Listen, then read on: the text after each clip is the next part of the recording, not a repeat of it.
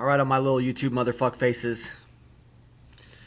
You're watching Validation Boy live stream November 14th, 2020.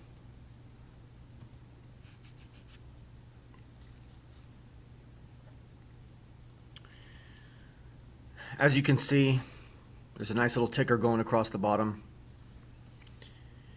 And that's for you guys. I'll explain all that later. Let's do the first five in the live, as per tradition. In at number 1, the legend, the first ever participant in a Validation Boy live stream chat. It is Rob S. Great to have you. In at number 2, Bostic, who says, "What's up, everybody? Bostic, you're the man. Glad to have you around."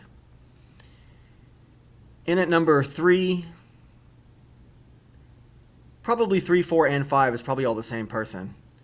Dank, Spun Ditch Cricket, and Fuck It All and Fucking No Regrets. It is.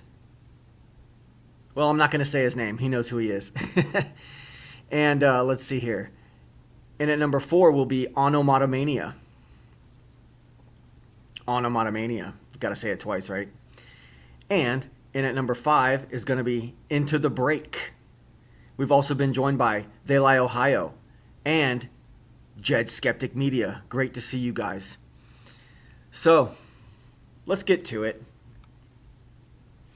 I really miss having appearances over there on the toilet and over on the outhouse. But I think, I ruined all that. I'll take responsibility for that. I think everyone got pissed off at me for saying the stuff I've been saying. But the truth is the truth, and it's brutal, Sometimes, real truths, they're so obvious. They're so obvious that even the most hardened skeptic, even the most hardened conspiracy theorist will say to themselves when they realize these things, can it really be that simple? Can it really be true? And yes, it really is that simple, and it really is that true.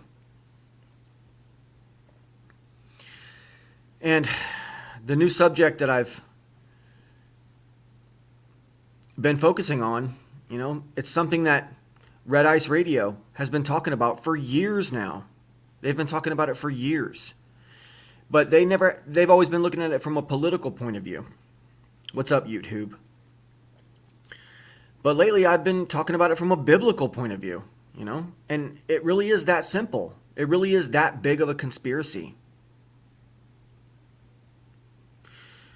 All the greatest accomplishments of humanity come from the white patriarchy. They really do, guys. All this tyranny, all this oppression, what do you think it's focusing on? What do you think it's for? Things like the Constitution,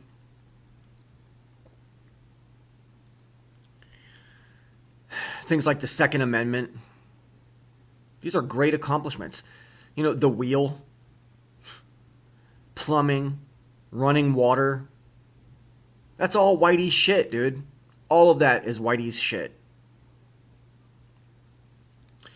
And honestly, I've heard people even talking about the idea that it's quite possible that even the first spoken language was probably English or some variation thereof.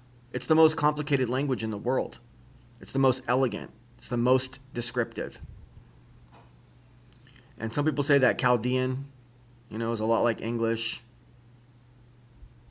Not really sure. But I'd be willing to entertain the idea that some variation of English was probably the first human language. I mean, we are super, super intelligent as a race. We really are. Look at everything we've done. Look at everything we've done.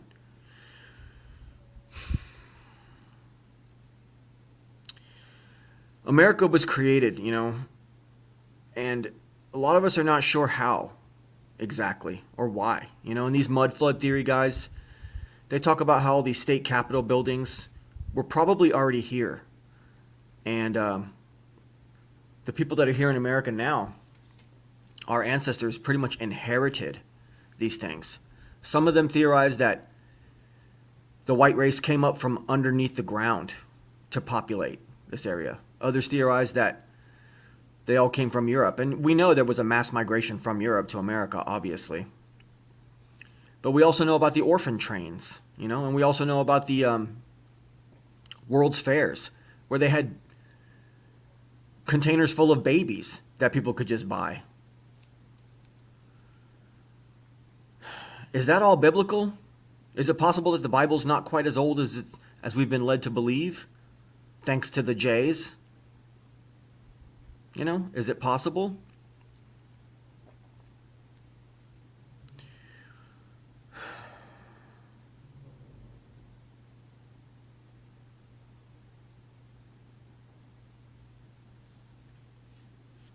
Took notes here. The only way America is ever going to succeed truly, or, become great again, is if the white patriarchy is at the helm. But see, thanks to the melting pot concept, and thanks to the Jays and all the work they've been doing, and thanks to this alleged African slave trade, that's all been taken away from us incrementally. Thanks to immigration, forced immigration, unwelcomed immigration, mass immigration. It's all been taken away from the white patriarchy. Some people are going to argue, oh, look, Trump and Biden are both white men, and it's still the white patriarchy. But who are these guys really working for? Look at the rest of the world. They're all fucked. The rest of the world is fucked. They're all commie. They're all communist or socialist or third world poverty or just outright tyranny. People over there get genocided quickly, not even the slow white genocide that we see over here in Canada and the United States, but it's just like straight up genocide. Even in Eastern Europe, they genocide these people. Archimedean Eye has joined us. It says, who gave birth to all those orphan babies? That's a lot of separated mothers. I know. See, it's all very interesting. YouTube says, pissed off the toilet, LOL. If you see some scarring on my face over here, it's from this stuff I had to put on my teeth to kill some of the pain, and I guess it burns the skin, kill the nerves in your mouth. And while I was doing it, it kind of went onto my face, and it's rather embarrassing, but I don't really care. It basically burned my fucking skin. And it's going to go away as long as I keep putting this Carmex shit on it, but that's what you might see over there, guys. Sorry.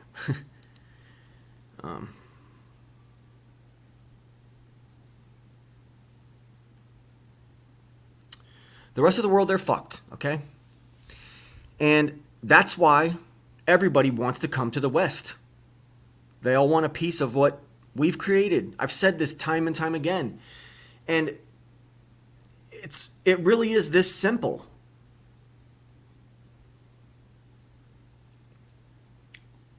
Nicole Cote, Flat Earth Channel, she's returned to YouTube after a very long hiatus, talking about Flat Earth stuff, talking about old articles from the past, from 100 years ago, where they demonstrate the fact that most people in the West believed the Earth was flat in the 1800s and 1900s. And then she came out with another video, concerning her stresses about this election. And we'll get into that now. But she's really concerned with all that. And some of the things she was saying were kind of disappointing. She was kind of doing that whole voting against Trump because she believes what third wave feminists and other antichrist haters of the white race pump out on CNN. I think she's been listening to too much of the mainstream media, and I think she lives in a pretty liberal area. And being a modern female in the West, she kind of tends to want to believe all this stuff.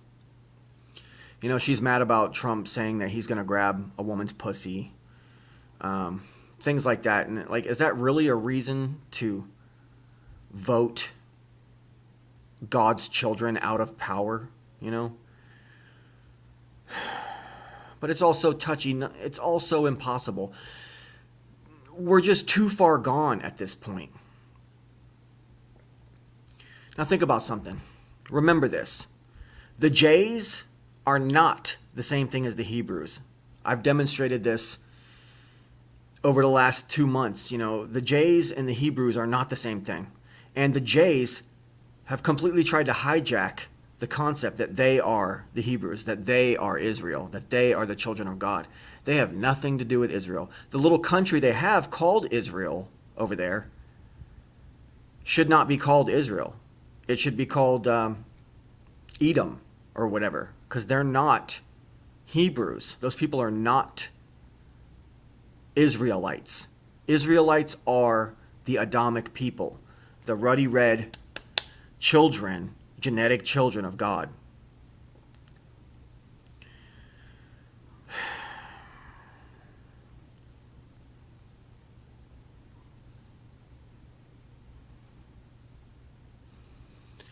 And I told her my opinion. She didn't like it. She was laughing. And I tried to tell her, like, look, you wouldn't have air conditioning or cars or the glasses that you wear if it wasn't for white ambition, for white men making all these things that give you these creature comforts. So I don't know why you want to vote against our very last hope, which is Donald Trump. And he's not even doing that good of a job at all. People say, oh, he's so racist. It's like, guys, Donald Trump isn't anywhere near as racist enough as he needs to be. He's not even anywhere near what he needs to be. He's a total disappointment. So when y'all run around and say, oh, he's a racist, it's kind of like, I wish. Okay? It's funny looking back, thinking about all these fart the flat earth cucks and how they used to call me racist and all this shit. And I mean, I used to say, nah, I'm not racist. But I mean, maybe I guess I am racist. And I just really don't give a fuck anymore because it's biblical. It's fucking biblical. And without the white man, this world is totally fucking fucked. So yeah, call me a racist all you want. And I have no shame because it's God's plan. That's why Adam and Eve were put here. We weren't the first humans on this planet. Okay? Satan ruled this world. God gave Satan all these people to rule over, these pre-Adamic people. Some of them got interbred with the angels that fell with Lucifer. The Nephilim. And they made these giants and stuff. And these crazy bloodlines. And then out of those people who were infected, not all of them were infected, guys, but out of the ones who were infected with this seed of Satan, those were the ones that Satan used to impregnate Eve. That's why Cain and Abel are not begotten by Adam. Adam's first son with Eve is Seth. Okay? She had these babies with a pre-Adamic before Adam was able to plant his seed in her and create Seth. Adam was the first son of God. This is all biblical, guys. Even if you go into Isaiah, Jeremiah, Ezekiel, Nehemiah, you go into these books and it tells you the backstory. Okay? You just have to know how to read it. But either way, these Hebrews, they're not the Hebrews are not Jays. The Hebrews are us. And people are probably never going to realize this fact on a grand scale. The propaganda and the Americanization is too thick. It's way too deep at this point. So on a grand scale, Whitey is never going to figure this out.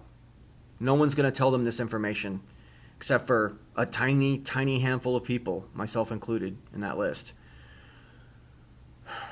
And because of this fact, that's one of the main things holding us back from realizing our full potential, from making America great again, like it was in the 1980s, or what it seemed to be back in the 1980s and 1990s. And what we're looking at right now, if Joe Biden illegally steals this election, or even really if Trump takes it anyways, Eventually, we're looking at communism. And communists hate Jesus Christ. They always have. The Bolshevik Revolution was run by guess who? Jays. Jays were responsible for putting communism onto the Russian people. And if you realize what I'm telling you, some of those white Russians were already infected with the Edomite seed of Cain. Like I said before, that's why some of these Jays are half Adamic. That's why they have some of our features. But they're not pure Adamic.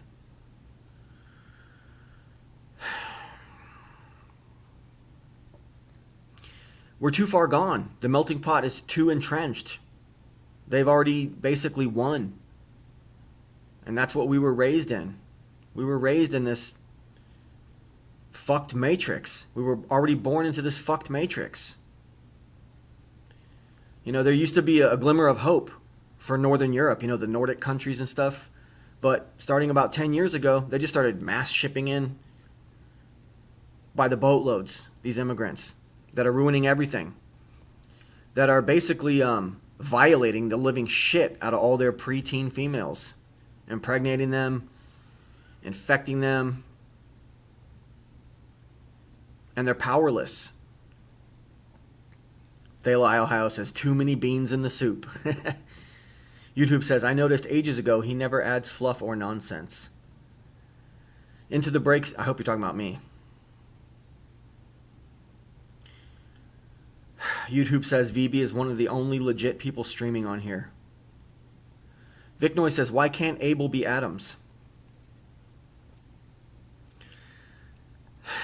Because it says that Adam lay with Eve and she conceived and bore sons. And it's a little tough. It's kind of like, was Abel the seed of Adam while Cain was the simultaneous seed of Satan's, or not Satan, but, one of the non-Adamics that Satan sent to seduce Eve? Was she like simultaneously pregnant? Maybe it's possible, but it says that the first begotten son of Adam is Seth. So I'm just thinking that Abel and Cain were both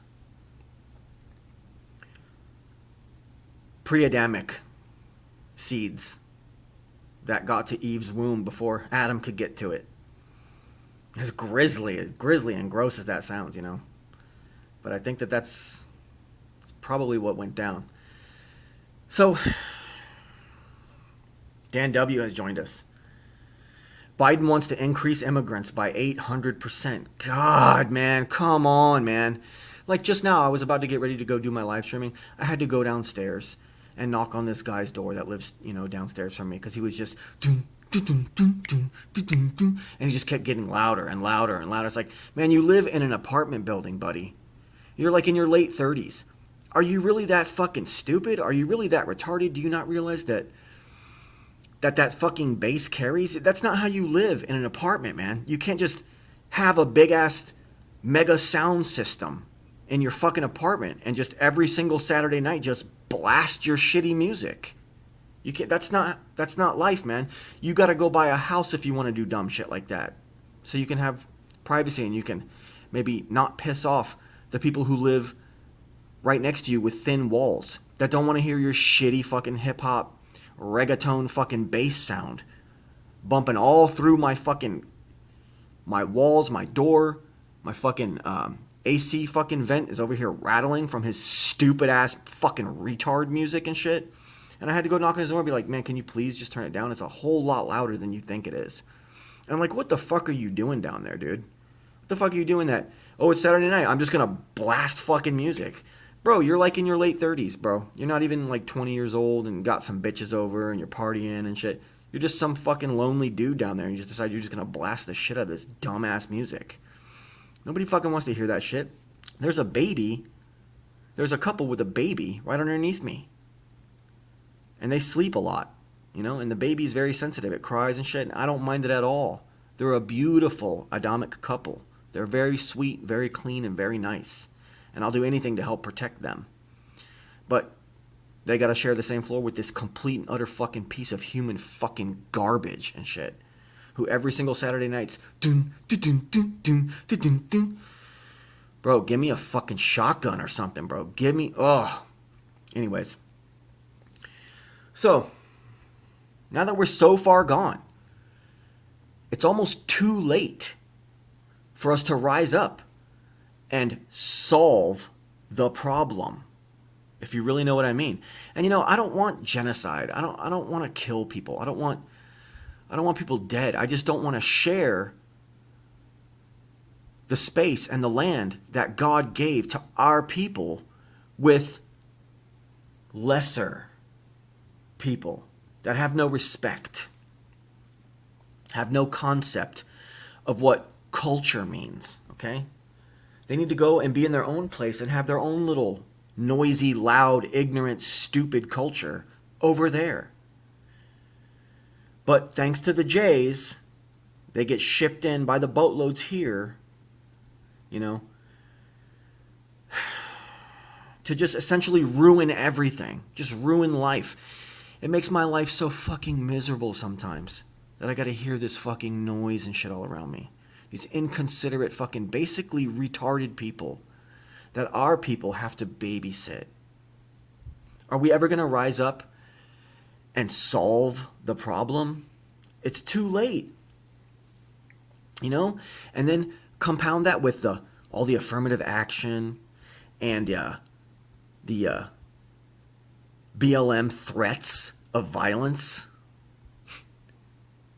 and the legions and hordes of self-hating white cucks out here,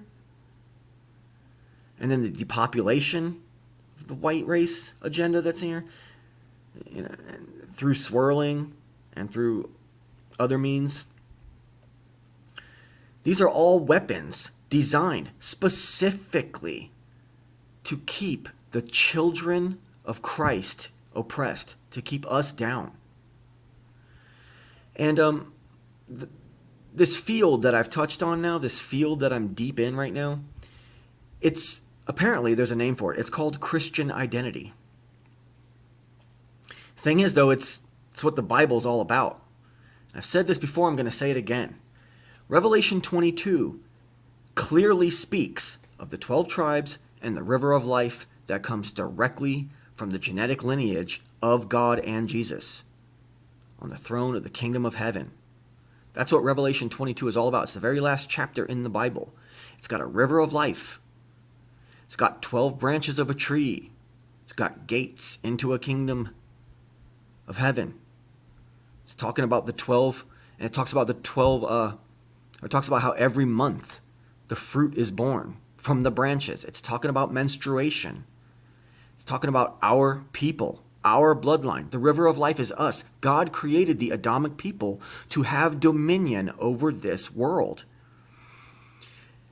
And Satan and his Edomite, fucking seed of Cain, demon, half-breed people have declared utter war against God's Adamic bloodline, okay? And that's why that whole hoax has been perpetuated about the, several millions of people that were put into these food cooking apparatuses, if you get my drift, I'm not going to say it directly, but you know what I mean. That whole entire fucking lie, man. All of it. Everything. The sole purpose of everything that fucks our lives up comes from the seed of Cain. It's all Satan's plot to reduce the population and intermingle and breed out the genetic lineage of Christ's identity, Christ's children. It's that brutal of a conspiracy. It sounds very cruel, but it's literally what's going on. Laura Gale says, I hope Trump never goes away. Yeah, let's see now. Now, this entire ordeal with the voting, It's been going on for how many days now? What, 2 weeks now or something? November 3rd, today's the 14th. 11 fucking days now we're in this shit. Okay, this entire ordeal with the voting is meant to frustrate and anger and demoralize God's white heterosexual children. And it even demoralizes the hashtag walkaway people that are trying to join us. We don't really need them. You know? But they want that trickle down love from our white greatness. And even they are starting to get pissed about it. The ones that have walked away and joined the Republican side of things. You know, and I'm not a Republican, but that side is the closest thing to the goodness that this country needs, you know. The Democrats are straight up communists. They're straight up pedo-pushing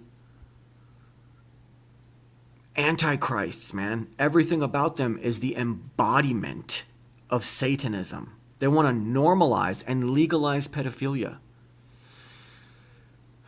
They want to normalize and enact communism. They made this entire beer flu hoax,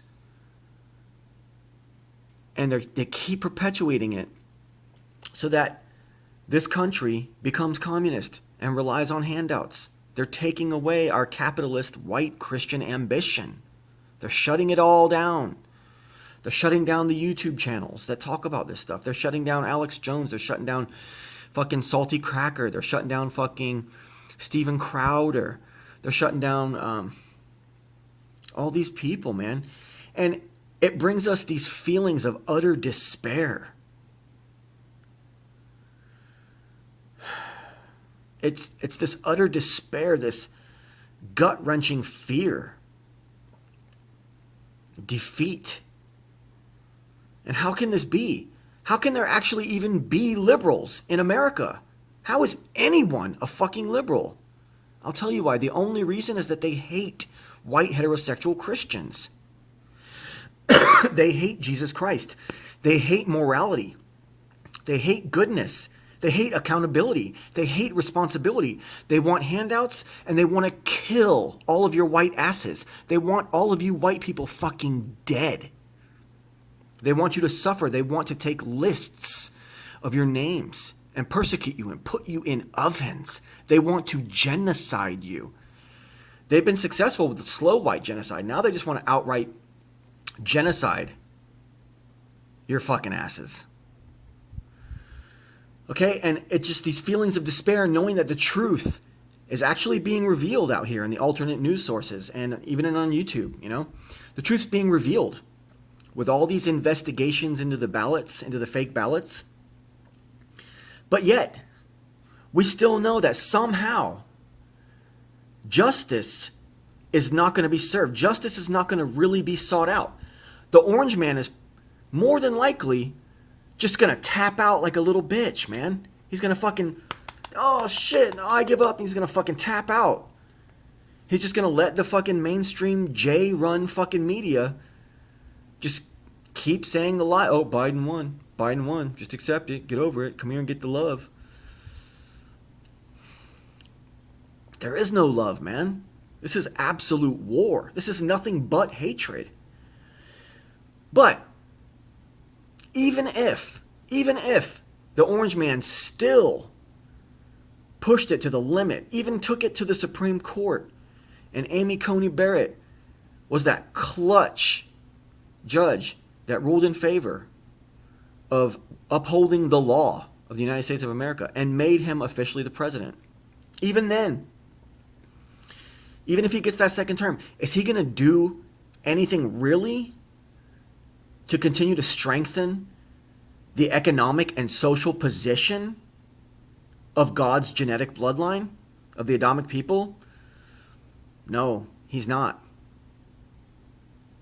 If he's smart, he'd continue to reward entrepreneurialism, and he would keep the taxes low, and he would cut out all this bullshit with the mask hoax, the whole thing. Now we know it was all about. It was all about creating this mystique and this lie, where people can't go to the voting boxes, as if voting's even real anyways. I don't even know. It's all so fucking demoralizing, man. And that's what this is really all about.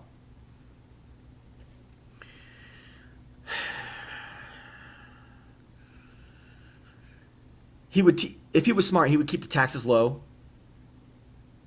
Because honestly, that's the only way that the spoils of white Christian ambition are going to be able to trickle down to anybody else.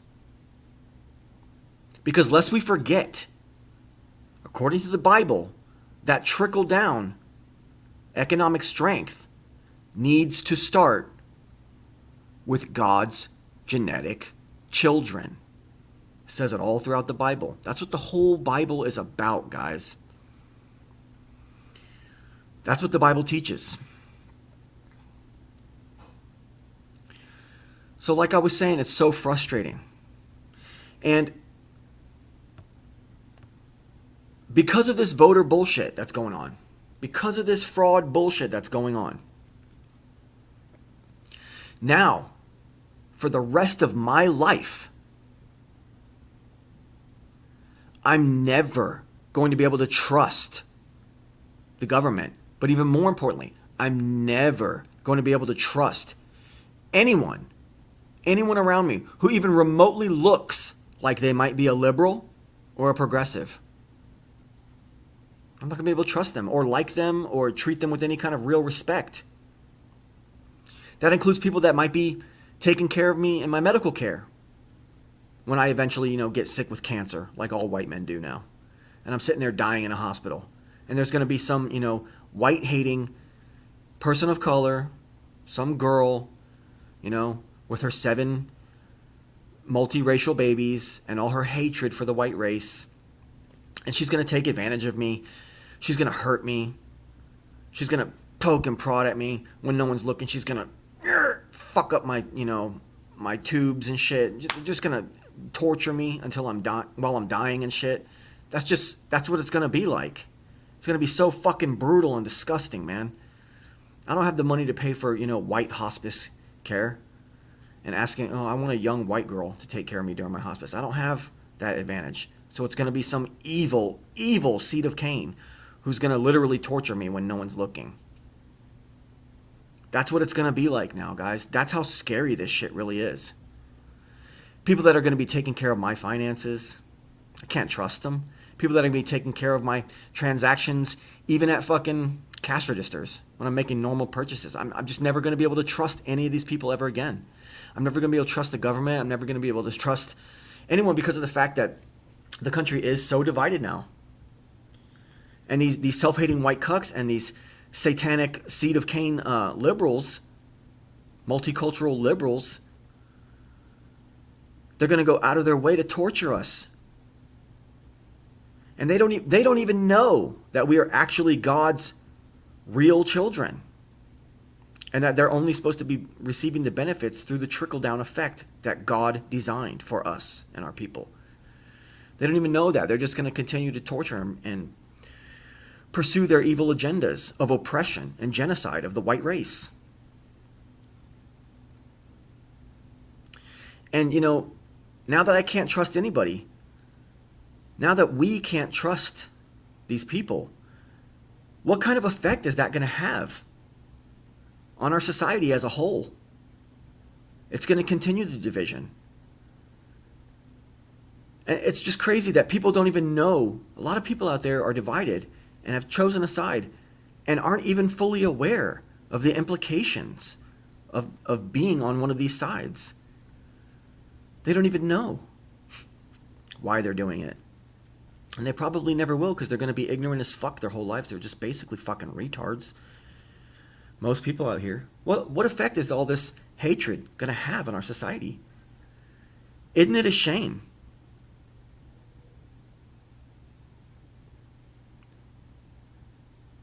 That it's going to be like this. We've been joined by Big Mac Miller Light, who says white hospice care. Big Mac Miller Light, you're the man, bro.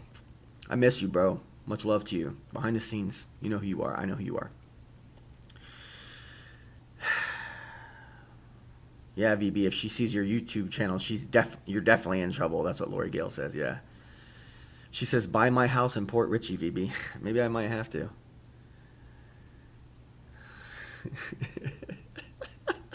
Big Mac Miller Light says, I don't believe you, Lori Gale, because I think you are a Castro spy and not even a white woman because everyone from Florida is a Cuban, just like VB. Yeah, secretly a Cuban agent. Dan W says, that racist nurse on your deathbed sounds like a real bitch.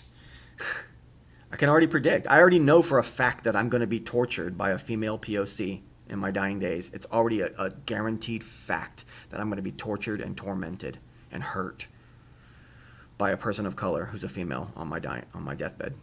So fucking grim. So fucking grim and sad, dude. You know, and like last night I almost went live. And for some reason, part of my mind, I was thinking, I want to go live and get Exiled Lioness on. But see, Exiled Lioness, I don't think she's interested in talking to VB anymore. She changed her name to Exiled Princess.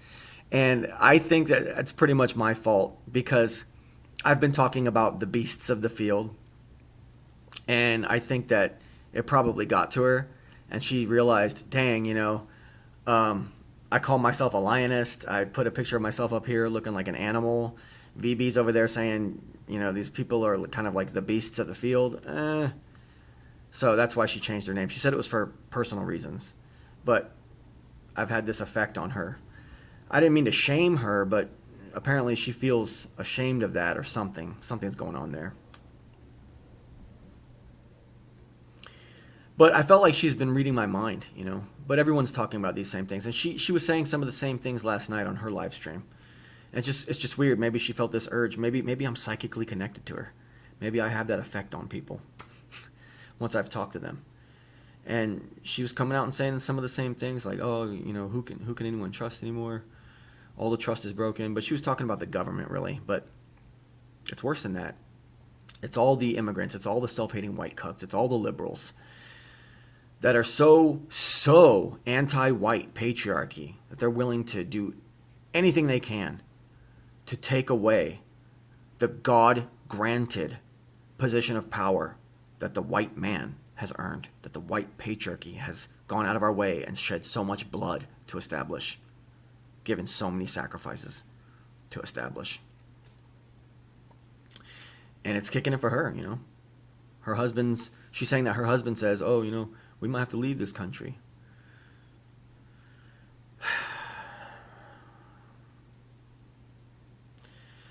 You know, I was listening to a live stream that I did a couple months back, whatever it was. And I was talking about destroying hip-hop culture.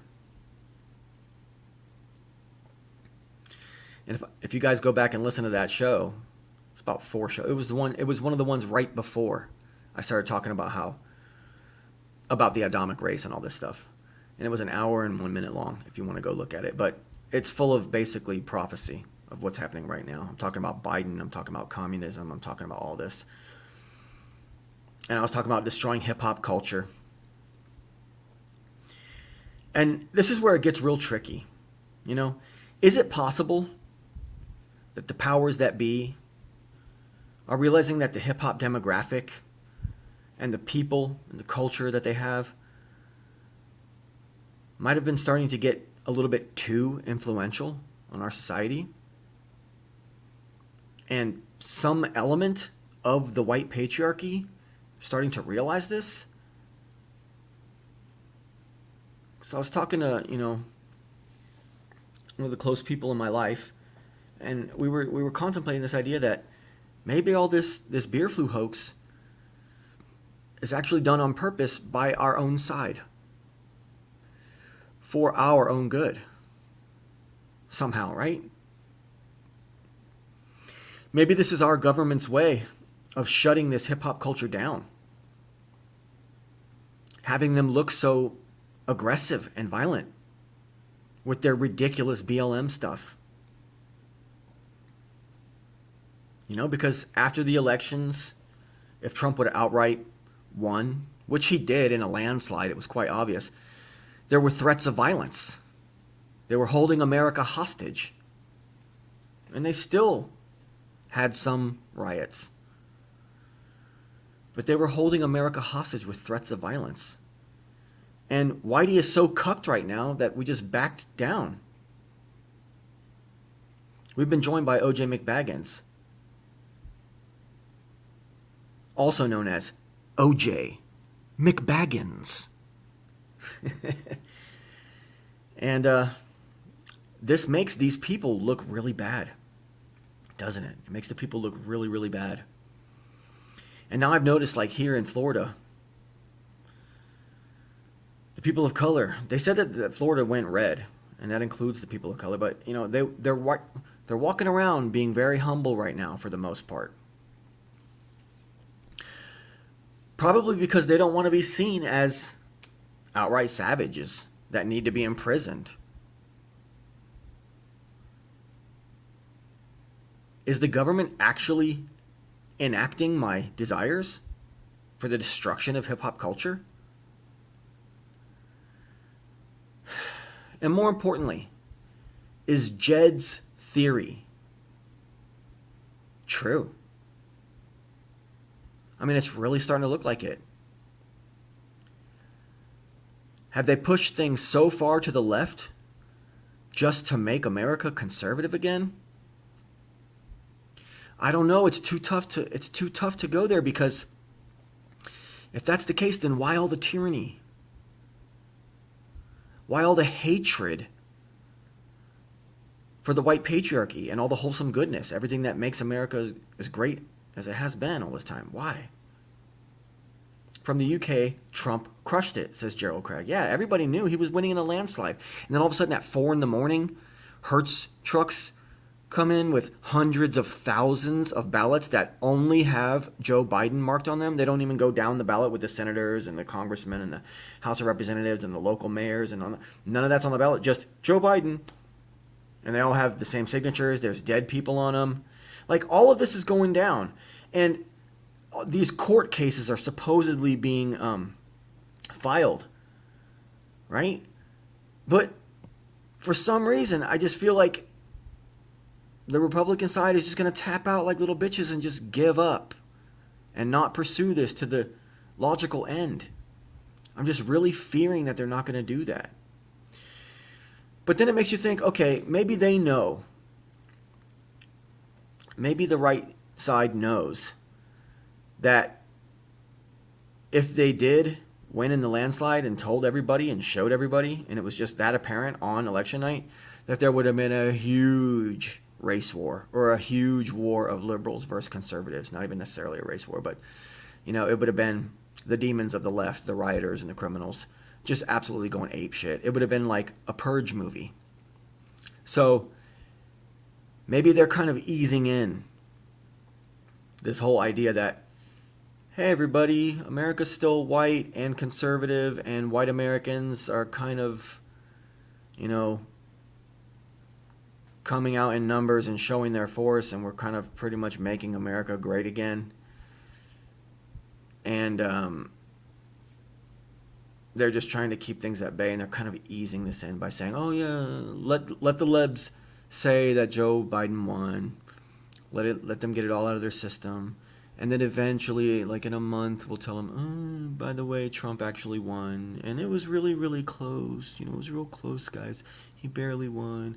And it gives time for Trump to come out and be all compassionate and make all the non-Adamics feel like they have, you know, a position, a safe place here to be amongst, you know, conservative America. But I think that maybe that's what they're trying to do. But then, why all the tyranny? Does Joe Piss Pants Biden even really want to be president? I don't even think he realizes what's going on. I mean, the guy is pretty much like The Walking Dead. It's all so touchy. It's all so complicated and so convoluted. Thanks to the fact that all of these non-Adamic people have been shoved into this area where they don't belong, amidst God's children, who we've been running this shit successfully for fucking decades and hundreds of years. And now all of a sudden we got to take on this big parasitic entity that just sucks the soul and the life right out of our people, our nation. our greatness. That's why it's all so fucked, man. It's all so convoluted. It's so far gone now. This forced multiculturalism that Red Ice Radio has been bringing up for years now, essentially, in reality, it's strictly anti-white. No matter how conservative and constitutional you want to pretend that it is.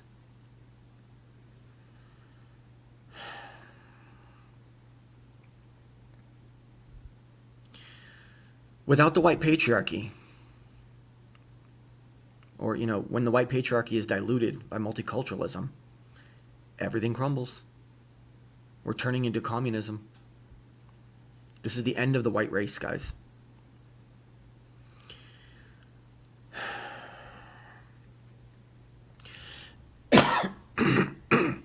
Excuse me. As God's chosen and created people, we really can't be letting these self-hating white cucks destroy themselves just because some Jays who run CNN have them convinced that they're a piece of shit because they're white. They want white people to hate themselves. And all these libs, self-hating white cucks, fall right in line because they have no culture. They have no foundation. They've been broken down and trained by multiculturalism and by third wave feminism, first, second, and third wave feminism, to demoralize themselves, to denigrate themselves, to hate themselves, to take ownership for this entire African slave trade, basically what is essentially really a hoax. Okay? They've been programmed to believe all those lies and to have all this sympathy. We can have sympathy. But the Jays, they want us to hate ourselves. We can have sympathy. We're supposed to take care of the other people, the non-Adamics. We're supposed to let our blessings from God trickle down to them. And the more we get, the more they get. And they can have their own whole cities and their whole own miniature or partial economies and be successful and thrive. And that's what the original plan with segregation was really all about. But for some reason, the Jays, they just want to agitate things. So they create the Jussie Smollett hoaxes. They create the BLM hoax. That's all just a hoax. The Antifa. All that is just hoaxes. They've created all that. Because the primary agenda is to destroy God's bloodline. It really is that simple. All these different conspiracies about, our liberties have been taken. Agenda 21. The voter fraud election hoax thing. The moon landing. The Earth's a globe. All this stuff, all of it is to demoralize, denigrate, and destroy God's children. It's in the Bible. It's been prophesied for centuries. And that's what it's all coming down to. It really is that fucking brutal and that fucking simple, guys. Let me tell you an anecdotal story.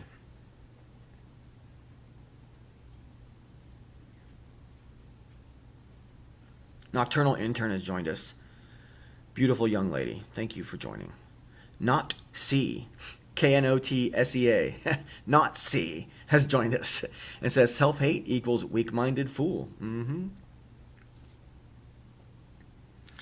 Flat Earth Liberation Movement has joined us and says long time no see, folks. Research flat Earth. Exactly.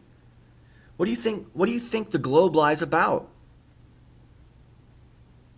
And Not C says you're only allowed to vote multiple times if you vote Democrat. Exactly.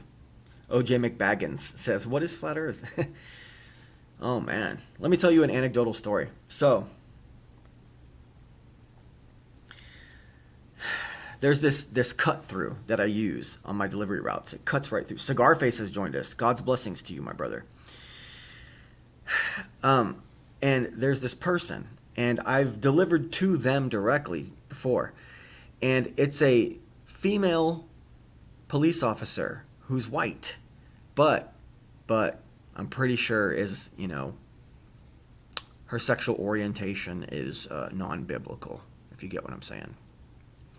So she's got that chip on her shoulder, and a lot of times, a lot of women who become that way, became that way because they were abused by a man, by a pedo early in their life. A lot of them. That's why they do that. So they hate penises.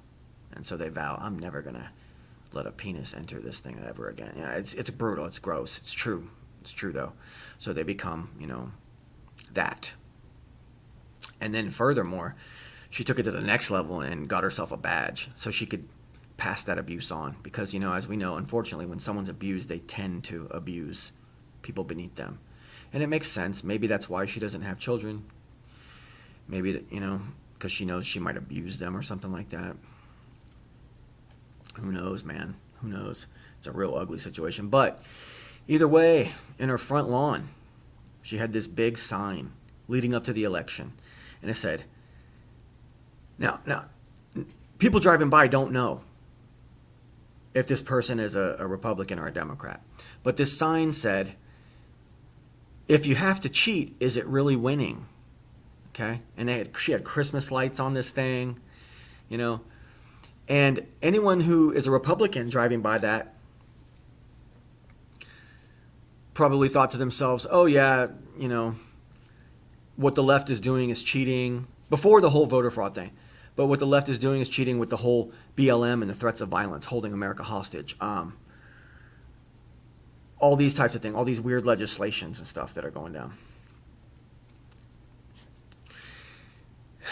And I'm trying to get this story out the right way. Bear with me, guys.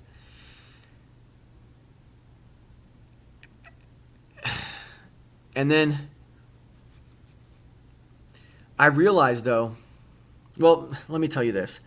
As soon as Joe Biden was announced president, all of a sudden that sign magically disappeared. It was nowhere to be seen, even though it's been up for 2 or 3 months before this election. Because now everybody knows that the left is trying to cheat to win. But what she probably really meant by this sign is the idea that Trump appointed ACB to the Supreme Court, even though he's 100% in the right to do so. And it's within his presidential terms, and it needed to be done. The seat needed to be filled. So she was saying that Trump was cheating by putting the Supreme Court in check like that and having her. But that's also, in a weird way, her kind of conceding and saying, yeah, we know we're going to scandalize this election, and then it's going to go to the Supreme Court, and then Trump's going to win. So she was saying that that was cheating. But it's really a concession saying that her side is cheating. This is all so fucking dark and grim, man. And these people, they have the audacity to come out here and cheat like that. And how are we ever supposed to respect these people ever again, knowing who they are? How can any conservative, white, Christian, heterosexual American ever look at, your typical run-of-the-mill person of color, or lesbian, or gay person, or transgender, or a person with, a shaved head with green and pink hair dye in it? How can we ever, for the rest of our lives, ever look at them and respect them ever again? Now that we know that people just like them went out of their way to literally commit fucking crimes to steal power in this country so that they could then genocide the white Christian race. This division is now permanent. This division is now firmly established, and America will never come back from this. Is it leading to a civil war? Is it leading to bloodshed? Quite possibly. Now, to bring in Jed's theory, is that what a secret dark element of the white patriarchy wanted all along? I'm not sure, because there's still all this tyranny.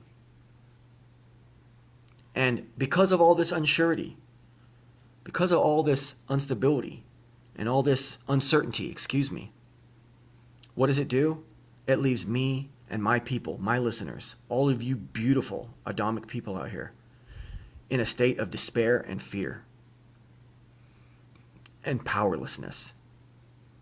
The only way that we can truly make this place great again is starting to look like what that guy did back in Germany in the 1940s, supposedly, which I don't even think he did do.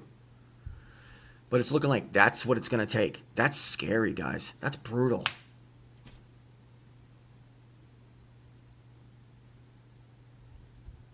So dark. Normal people want peace, says Gerald Craig. Yeah.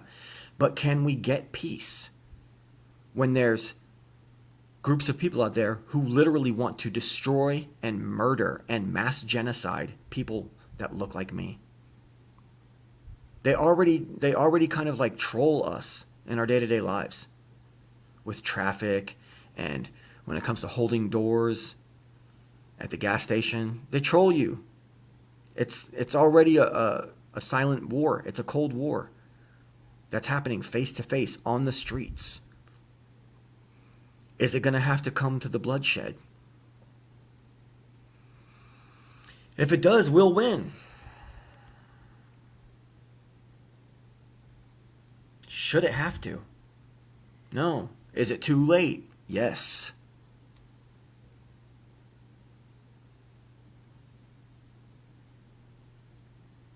Into the Break One says, there is no peace if you have to share a life with privileged narcissist monkeys. Hey, that's your opinion, not mine. The conspiracy of the week, 6 million Bidens. Neck, was it a shadow? I don't know what you mean by that. Maybe some of you guys want to join me. Does anyone out here want to join me? If you do, I'll gladly have some guests in here. We got 32 people watching right now. What up, VB, says Isa Mahalski. Hey, Isa. Validation Boy live stream is going into the deepest, darkest recesses of the human future of humanity in America right now. But yeah, that sign in the woman's yard just completely disappeared.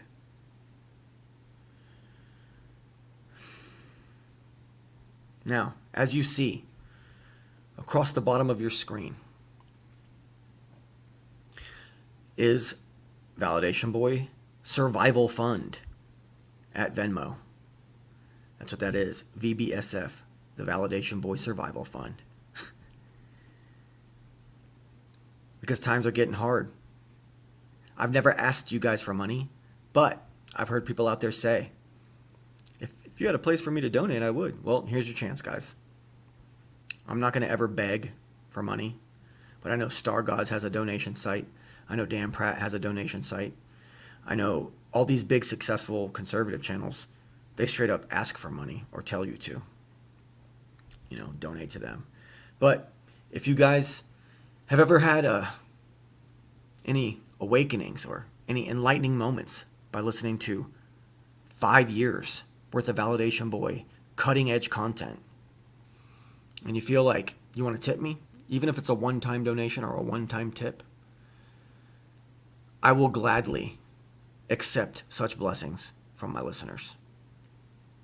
So if you want to, the Validation Boy Survival Fund is right there.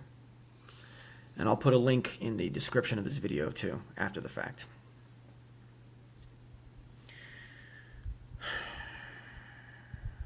Now, Salty Cracker. I'm convinced that dude is watching my channel. And he makes a whole lot of money from his donations. So Salty Cracker, I hear you saying things that I say word for word. I see what I say affecting you just the same way it affects Exile Princess, in the same way it affects Coach Greg Adams and Sandman and all these people down the line who I know are watching me because they say my catchphrases word for word after I or they repeat concepts that I bring up. So if you guys feel like maybe I should donate a little money to that guy because he kind of fuels my awesomeness, because I do. I know you guys are watching me. Feel free to share some of that love. With this whole beer flu hoax, people are ordering less. There was a spike in really good tips that happened for me once Joe, the child sniffer, was falsely announced as leader. There was a little bit of a celebratory spike in spending. And there might have even been a sympathetic spike from people who probably assume, oh, this guy's on our side. I'm gonna hook him up. But it ebbs and flows, ups and downs. And I'm doing all right. But I've been out here 5 years. And why not take tips? Why not take some donations from some people if they want to? I know I've had a positive influence on a whole bunch of you guys' lives. And I know I've brought you tons of entertainment. I go back and I watch my old live streams and I think to myself, damn, it's egotistical, but I think, damn, this is fucking awesome shit. Listen to the crap I'm saying. It's crazy. I've been on the cutting edge of things for a long time. And eventually, it's going to come to fruition that all of this stuff I'm saying about the Adamic race, it's all going to come to be true. I was a little bit ahead of the curve with the flat earth stuff, and now it's widely accepted. I was a little bit ahead of the curve within the flat earth scene about some of the gynocratic stuff.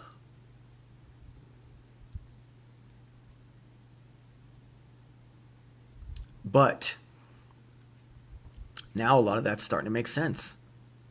It's all the bigger picture's starting to come together. I always seem to be a little bit ahead of the curve on these things. And now I've discovered this. And thank you, God, for the blessings that you've given me to discover this truth about the Bible, about God's genetic bloodline. But the way the country's going right now,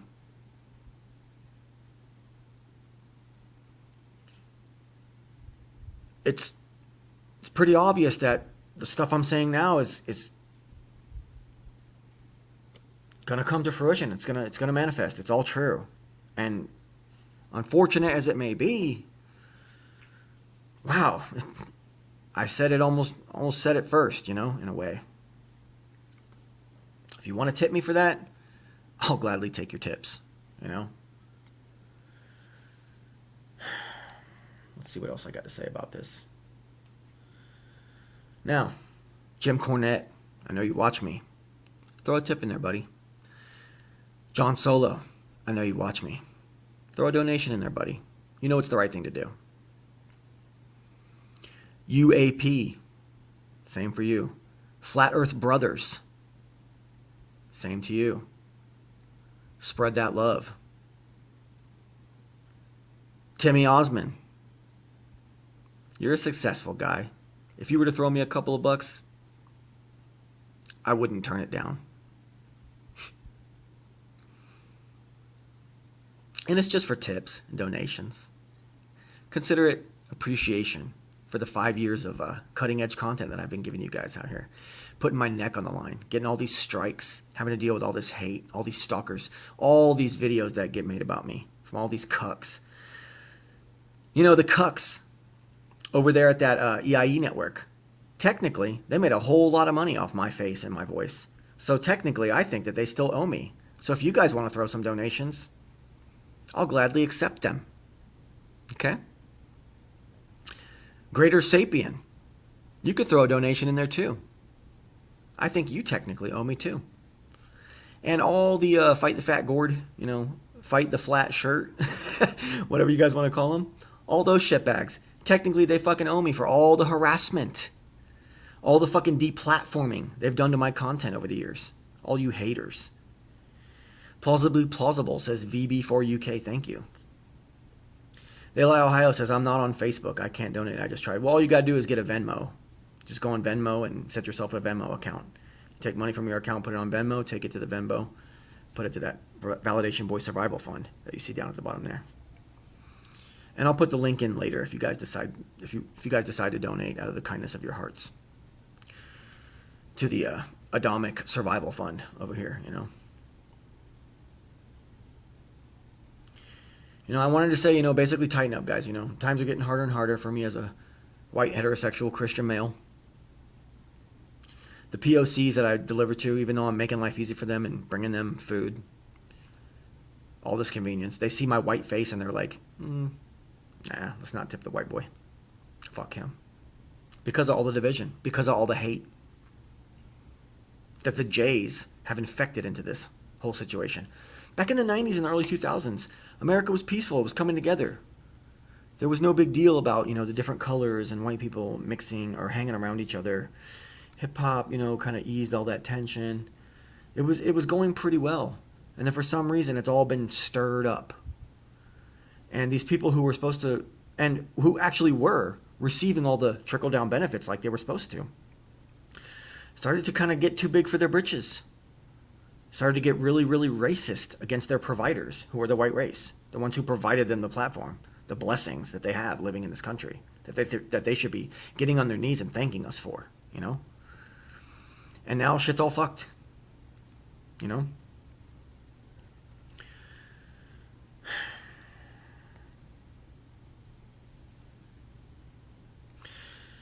These people are being trained to hate us, and I'm on the front line. So if you want to donate to me, it'd be much appreciated. I have been bringing you guys shit for 5 years. I know I've influenced your minds. I know I've changed a lot of your lives. I've changed a lot of the ways that a lot of you guys think.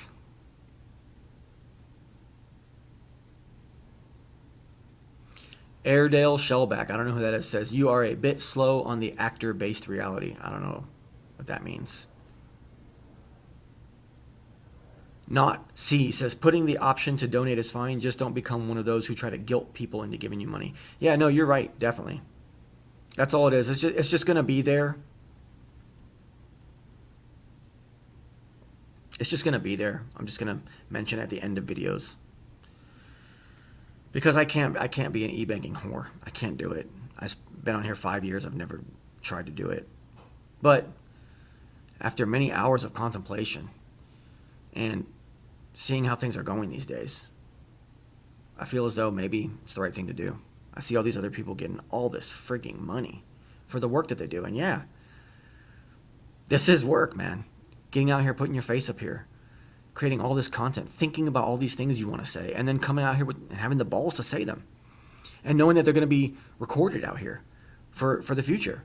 And knowing that even myself, when I go back and I listen to my old shit, sometimes it's embarrassing and cringy, some of it, elements of it. It's like, God. But I put myself on the line out there for you guys. And we all grow together.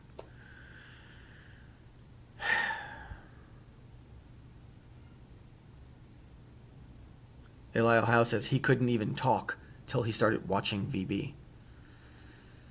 Wow, he couldn't. You mean you couldn't speak in your videos until you saw me doing it?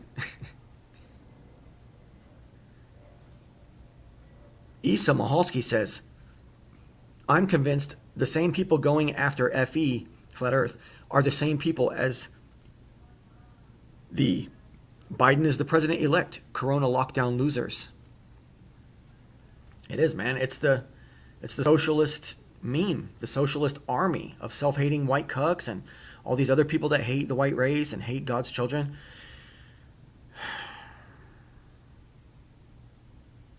It's a war, man. It's a cold war, and it might turn into a bloodbath.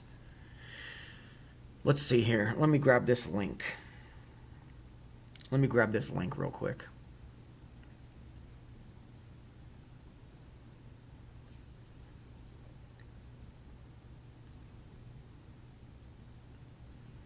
I'm going to put it right here.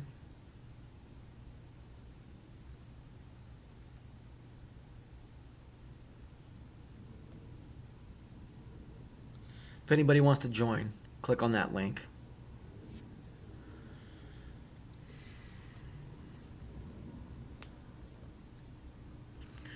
It's looking like nobody out there really wants to necessarily join me and talk about this stuff.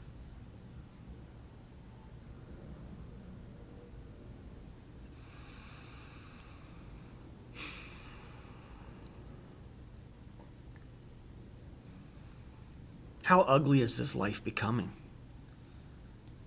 How close to we are the end, the bitter end of our existence as a free people.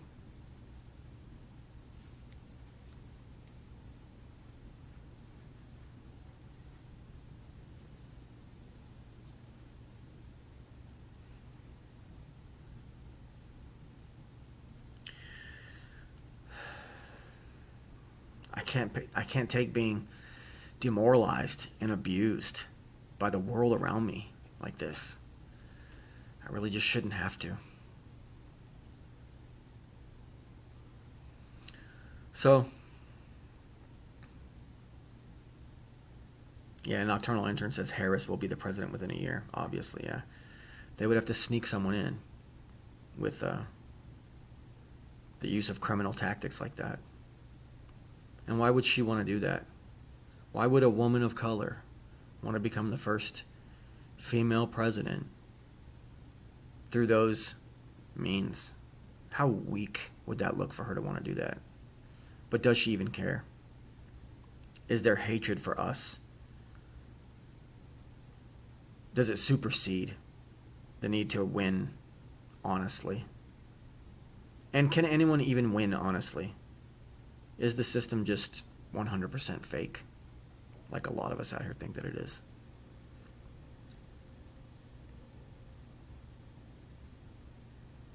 I'm telling you guys, it's going to come down to a fucking bloodbath, man.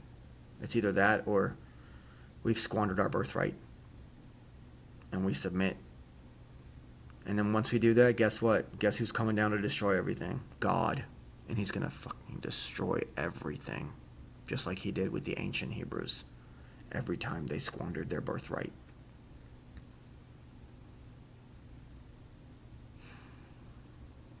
Alright, guys. I'm going to call it a show right there. Humble yourself before our Creator. Humble yourself before Jesus Christ. Jesus Christ came to redeem his children. Okay? There's no need to be inclusive of the seed of Cain anymore. This is the deepest, darkest truth. You can't really go any further than this. There's no conspiracy that outdoes this conspiracy. This really is the be-all, end-all. It's coming down to God's children on this plane being destroyed by Satan. That's the big one.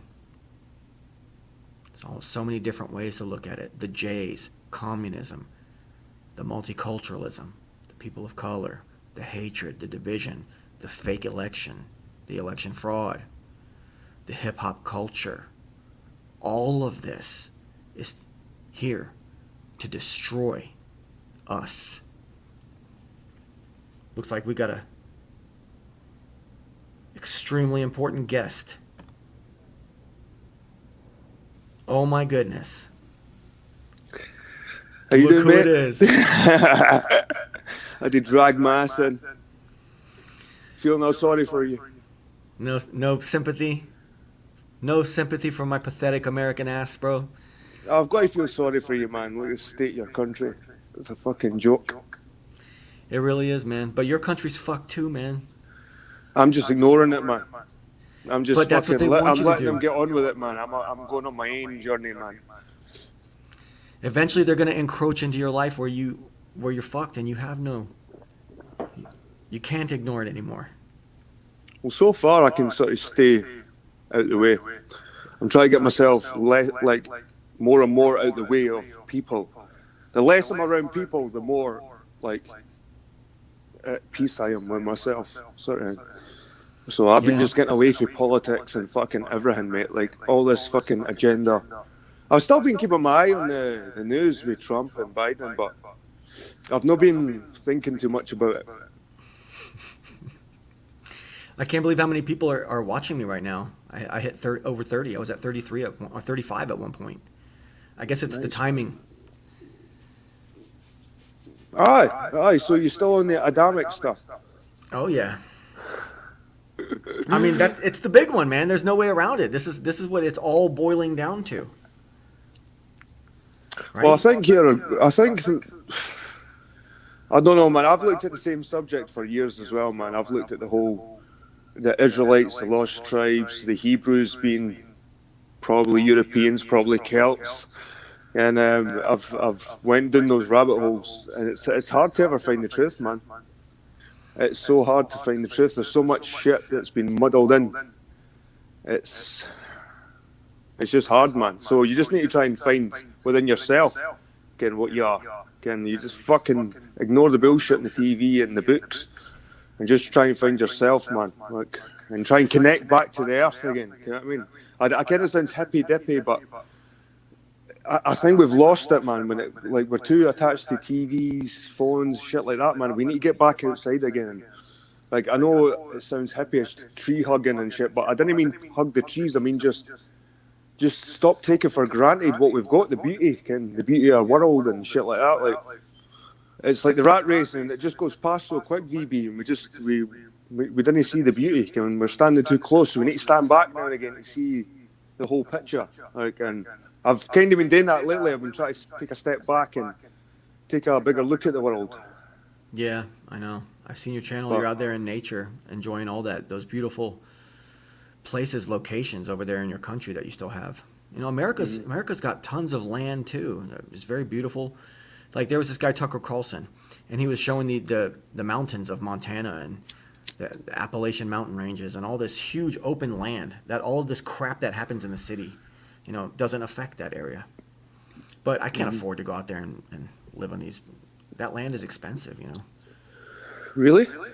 Yeah, I mean, The well, Appalachia, is it Appalachian. Appalachian. I'm sure they've got like Irish and Scots descent. They'll play the banjos and shit, and they've got their own wee culture up there. But is it not like dirt cheap up that way in the mountains? Well, you'd think it is, but you have to have money to establish yourself there. If you're going to be living in a place that's so far off grid like that, you have to have resources for yourself. Unless you want to be like this guy John Levi, who just lives off the land and who also doesn't have anything. He doesn't have a pot to piss in, you know. So We still like our luxuries, eh? We still like the internet, and we still like our fucking YouTube. Yep. Who's this?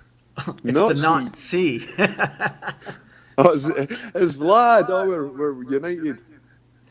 Oh yeah. It's like a toilet inside of an outhouse. Man, I'm already, huh? I was trying to keep an eye on Vlad's BitChute channel, but I noticed he just gave up with that as well. Went, fuck that. Yeah, I can't. They're I doing heard- something you can't fucking upload videos. I haven't been able to upload a video in a month and a half. I heard BitChute got completely taken down. Like it doesn't exist anymore. They've exterminated BitChute off the internet, right? Really? But yeah, they deplatformed them for a few hours during the elections. Oh, I thought it was that they destroyed the website. Like BitChute doesn't exist anymore at all. That's what I Oh, thought. it does. It does. Oh, okay. There's an echo. All right. I'm gonna let you guys talk for a minute. I gotta take a quick bathroom break, and I will be right back. You guys can fuck with the audience or do whatever you want. I'll be right back. I've been going an hour and 17 minutes sitting in the same position. So All right. just give me a minute, guys. And when I come back, I'm gonna have headphones and stuff. Right, Right. Vlad. Yeah. What are you thinking about the elections, man? What's your take on it all? It's fucking stupid. I already know it fucking, what the hell is he doing? Trump's going to be back in there. He's not going anywhere. It's to just cause problems. It's all it is. That's what I've been saying. So you think he's going to be president? Yeah. Look how long my fucking hair's gotten. Shit. It's all fluffy, man. I know I had to comb it out. Did you blow dry it? No, I brushed it and it fucking kinks came out of it. Jesus, Right. man. Yeah, I can't have it up all the time. And I was outside working. I'm gonna put it up. Hold on. What's happening to you guys, man? You've fucking aged about 10 years in a few months. Is this what the Trump stuff's doing to you? Is this what the elections are doing to you guys, man? It Fucking doesn't hell. even bother me, dude. No, I've been out. I was just outside. My face was all red from the sun. I was outside my mom's property where the storm that came through here, it fucking took down 3 trees. So I've been cutting at those. Like big, one of them was, fucking, it's pretty big, and I had some smaller ones, but they're tall, so I had to cut them a certain way because two of them were hidden buildings, like the sheds she has. So I had to go in there and cut them a certain way. I did videos and stuff of them, so I have to put all that together. I'm still working on them. Fucking you have to beat to death. You have to do it for insurance purposes as well, eh? Like if Well, it didn't really hurt anything. I mean, they kind of, because it hit a fence. And it kind of stuck, and then the bigger branches that hit the buildings, but this kind of stopped. So they're not really doing damage. The fence kind of bent the fence top, but it didn't break it completely. So I just kind of moved. When I dig that one, I put the fence back up because like a chain link fence, maybe 4 foot high, and so that came out fine. There's actually no damage. It's just now there's trees in the way. So I've been cutting at those all since yesterday. I got one more to do. And So do you think Biden's going to get in as president, right, and then like die after a year, and Kamala, no, well, whatever her name is, if he happens to get in there, she's going to roll in as the president, the first black female president. Like they're talking about Oprah Winfrey and stuff, but then they're going to roll her in, and then it's going to be like pure American socialism, fucking left wingism, civil warism. I don't know, man. If he does get in, Biden does get in, he won't last 6 months. That's what that whole incompetent thing, that Article 25, that stupid cuntbag Pelosi keeps pushing. It wasn't for Trump, it was for Biden. So now it's all set in place so that once Biden gets in, they're going to get rid of him, and then fucking Kamala Calamity. I call her Calamity. Well, that's what the Biden voters said when they were interviewed. They were saying, well, we've got Trump out the way now. Biden's too central. We want more left leader. Yeah. Like he's too central. So Biden's not even good enough for the left wing over in America by the looks of it. They want someone more left wing. But they're happy they've got rid of Trump. So that's a start in their eyes. Yeah. I think this too is going to be a test to see in a show, because like where's the fucking conservatives fucking rioting and stuff and looting? Where's that at? That hasn't happened. But as soon as they fucking announce that Trump is still president, that he's got a second term, you watch, everything's going to start burning again. And it's going to be the fucking liberals, because they keep saying it's the right wing that's made the left look bad. And it's like, you fucking dumbasses, everyone that's got caught, those are not conservatives. Conservatives don't commit crimes. They don't have the fucking blue hair, no green hair, no orange hair, the fucking all crazy weird face tattoos. I mean, I have tattoos myself, but this right here will never have tattoos, and my hands will never have. I got my arm. Where's it at? See, at the end of the day, it doesn't matter if I have my arm. Let's see, look at this. I even got a long sleeve on. I could cover that up. This will never have a tattoo, and my face will never have a tattoo. They still got a bad reputation of tattoos. I mean, see the way I see it, Vlad, right? They done it in Scotland first, like well before fucking Biden and Trump. Well before Trump was president, they done it in Scotland with a referendum. And what they done, right?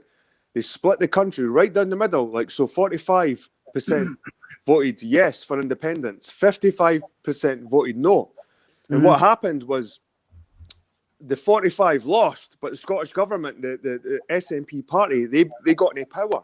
So it was just like, for some reason, like they expect us to accept this as a democratic system. Like the fact that the public are split right down the middle, 45-50, 45-55. That's not democracy.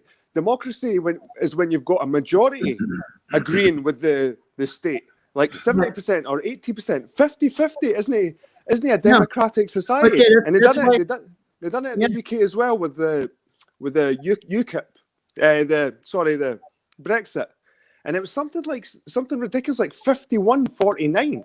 And this is they're trying to get the idea into people's heads that living in a democratic system is split 50-50, and it isn't. It should be like 80-20 or 70-30, and they're getting us to accept this 50-50 bullshit.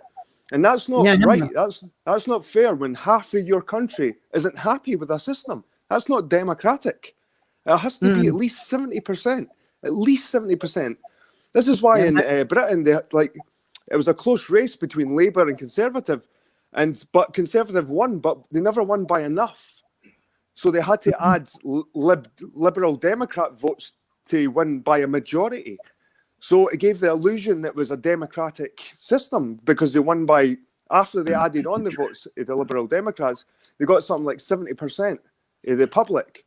So this idea that everyone's split 50-50, this is what they're doing, man. They started in Scotland, England, America. How's that even possible, dude? Think about that. How's it even possible that everything's 50-50? I mean, because I was looking at all the states. I was like, every state is 50-50, and that's impossible. I can see like some states have more and some have less, and then you equal it out, then it might be 50-50, the whole country. Why isn't there a third candidate that takes a bit from each? Again, I'll take a bit of Trump policies, I'll take a bit of Biden policies. Again, I'll be the guy that's kind of in the middle, that isn't left or right. Wouldn't he be the most favourable, like the two? And like Well, that woman, Jorgensen, she's a libertarian, and she actually took a big chunk from well, not a really huge chunk, but it was pretty shocking how much votes she actually did get, and especially in a lot of the liberal states, she got a lot more than they expected, so it kind of took away from a lot of stuff. She's kind of, I don't know, but she's like pro prostitution and but anti, pro gun, but anti. What was the one thing? I was looking into her and seeing who the hell is this bitch? But she's been libertarian her whole career. I mean, she goes back into like the '90s. I think she ran. She was for one of the libertarians back in the '90s. She was their vice president that ran back then. But they obviously, I can't remember who it was because it was never out there. It was always Clinton and Clinton and Bush the first time, and then Clinton and Dole. Yep. Bob Dole the second time, because it was during those two times. And so yeah, she's already been into this stuff for decades. So, but yeah, she got a pretty big chunk of. That's why it wasn't actually 50-50 with Trump and Biden, because she took some of the votes. Oh, it was like 49-49 or something. It was like 49 point something, 49.5, Yeah. 49.8. It was like they were both 49, but it was like a point. How is that even possible though? That half of anything, it can't be split down It the middle. can't be that. That's a fraud alone. Like Biden and Trump are fraudulent, because you can't have like. There's no way like that many people can turn out to vote 50-50. Like there's no way. Like there's some things I agree with Trump, but there's some things I don't. He's right over there with a little Jew hat on, doing all this Israel stuff. I don't agree with that shit. And he's like, fracking's good. We want fracking, and fracking isn't good, Vlad, man. Fracking isn't a fucking good thing. Oil maybe is a good thing, but fracking fucks the earth and it fucks the environment, and it's the worst way to get fuel, fracking. And Trump's pushing it. And like I said, I'm not a fucking right winger or a left winger, but in my eyes, I like a smoke, I like weed, I like nature. I'm a bit of a hippie myself, and I like the fucking trees and shit. And I'm not You're basically right libertarian. wing. You're libertarian. That's one thing she was pushing too, is legalize. She was legalize all drugs, all illegal drugs, legalize them. Because because I was reading why she said that, because it takes away the value of it with the illegal part of it. Because once you legalize it, there's not all this stuff going on, and then there'll be the government will have basically control it, is what they want to do. But people won't go to prisons. Yeah, she's all for decriminalizing a bunch of stuff. So that's where she's at with her libertarian stuff. So which is what you're saying. Because if you can't just have marijuana be legalized and nothing. Well, I don't know. I find myself being a bit of both sides. I find myself being a bit of both That's sides. libertarian. And I think to myself, if I was an American, I'd be like stuck. I'd be like, well, I like some of the stuff he says, and I like some of the stuff he says. Why isn't there a third person that can make me happy here? You know what I mean? It's like, but it just. What is it he said that you like? I can't think of anything he said that Biden has said I liked. And he's. Well, I didn't really listen to him, to be honest. Like, but I'm sure it's kind of left wingy stuff, kind of like left wingy stuff, and I suppose some of it's all right, kind of like, but nothing I've heard.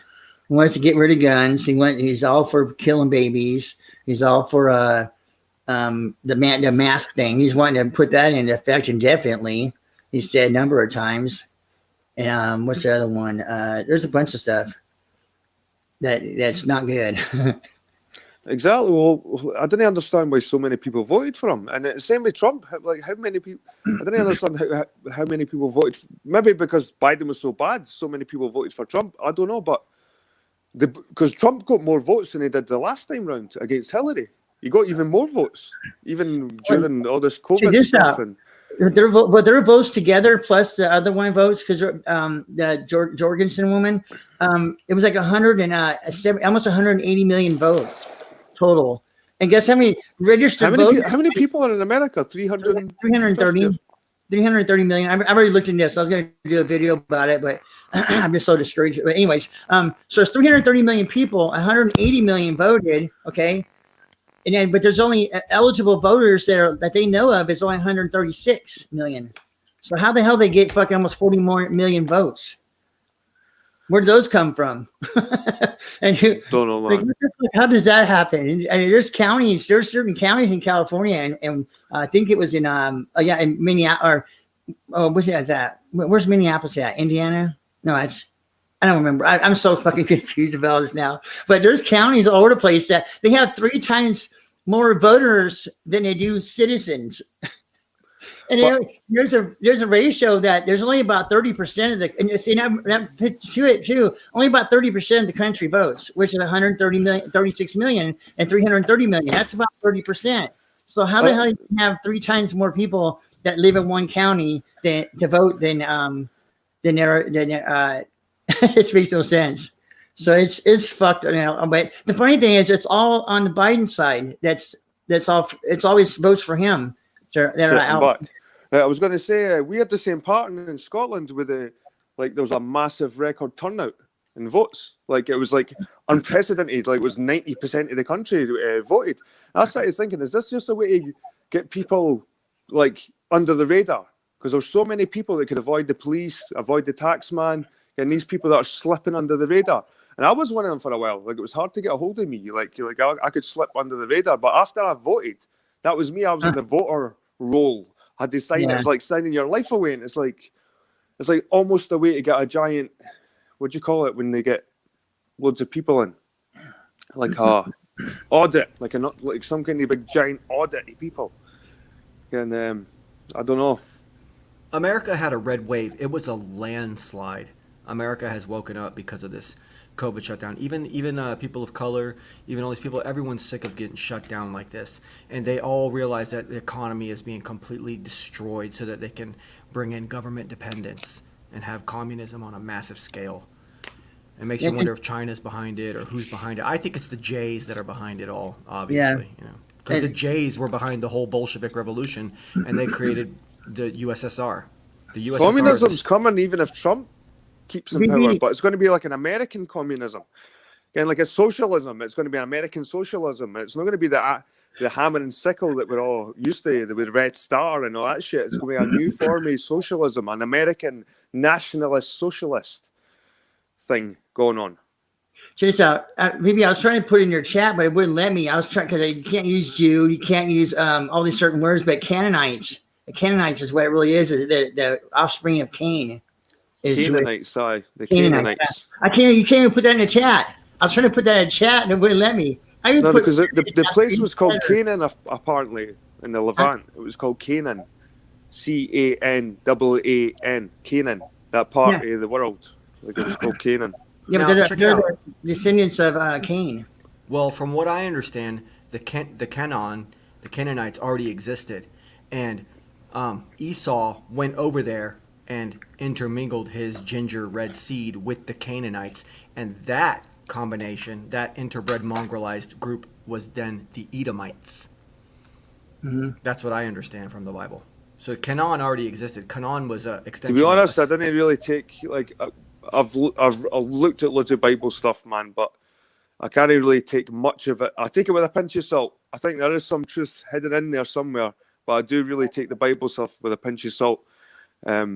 I'll try and look more historical. I think the Bible is a sort of historical book, but I think there's better historical books out there. You know what I mean? So what do you think of my name? Esau. What do you think of the new name? Not see. What's that? Is that an anagram or something, or what is it? What do you call it when words are mixed up and shit? Yeah, well, not say it fast. Sit fast. What? Say it fast. Sit fast. Nazi. Nazi. Oh, for God's sake, man. You guys got caught up in the whole fucking white nationalism stuff, man. There's my little thing there. See that? There's a knot and there's the C. What's up, Issa? You're on mute. Yeah, what up, brother? You hear me? Yeah. Check. Cool. What's going on, everybody? What's good? Pretty good over here. Good, man. Right on, man. Good to see you, Vlad. Shit. Been a while. Yeah, I'm off. I'm off YouTube. But I told VB a couple weeks ago if he went live, I'd go on because since this is technically through StreamYard, but I was never going to go back on his YouTube because they fucking gave me a bunch of strikes over some shit. That was stupid. So I was like, fuck them. Yeah, I'm surprised to hear that, Vlad. Yeah. Vlad got so frustrated with YouTube that he said, fuck this platform and quit, man. Yeah. Right. No one saw that coming. I know. Right after my best, that was my best show. My best show I had. I had like a bunch of views, fucking a bunch of people watching it live, and yeah, fucking they kicked that. That's the one they got rid of. The last one that they fucking gave me a strike on for hate speech. I was Let me like, let what the fuck? Let me Yeah, make this man. known out here for this audience right here. The amount of views that Validation Boy gets that I get on my YouTube channel, Vlad has a BitChute channel and his numbers shit all over my YouTube numbers. Just letting you guys know. Vlad gets 200-300 views on all his videos over on BitChute. So, Vlad's got some success going on. I'm really, really proud of you over there, bro. That's why I've been telling everybody to go over there, but they're always like, oh, I'm gonna stay a fucking YouTube fucking cuck. YouTube cucks. Yeah, BitChute doesn't have an app though either. It's just a URL, right? Yeah. For now, yeah, they're working on that, and they're supposed to be doing the live stuff too. Right on. So we can do doing live streaming or podcasts and stuff. They're But it's- slowly developing it. Well, Yeah, yeah, it's 100% public funded too. So there's no advertising. There's nobody that they're going to answer to. yeah, no, BitChute, yeah. I think what's so cool is like to actually kind of to witness the control leaving the grips of like let's say modern media control, I think, and getting away from all that. It's interesting to watch. Like I never could have imagined as a kid that I would want to be watching TV on like my phone.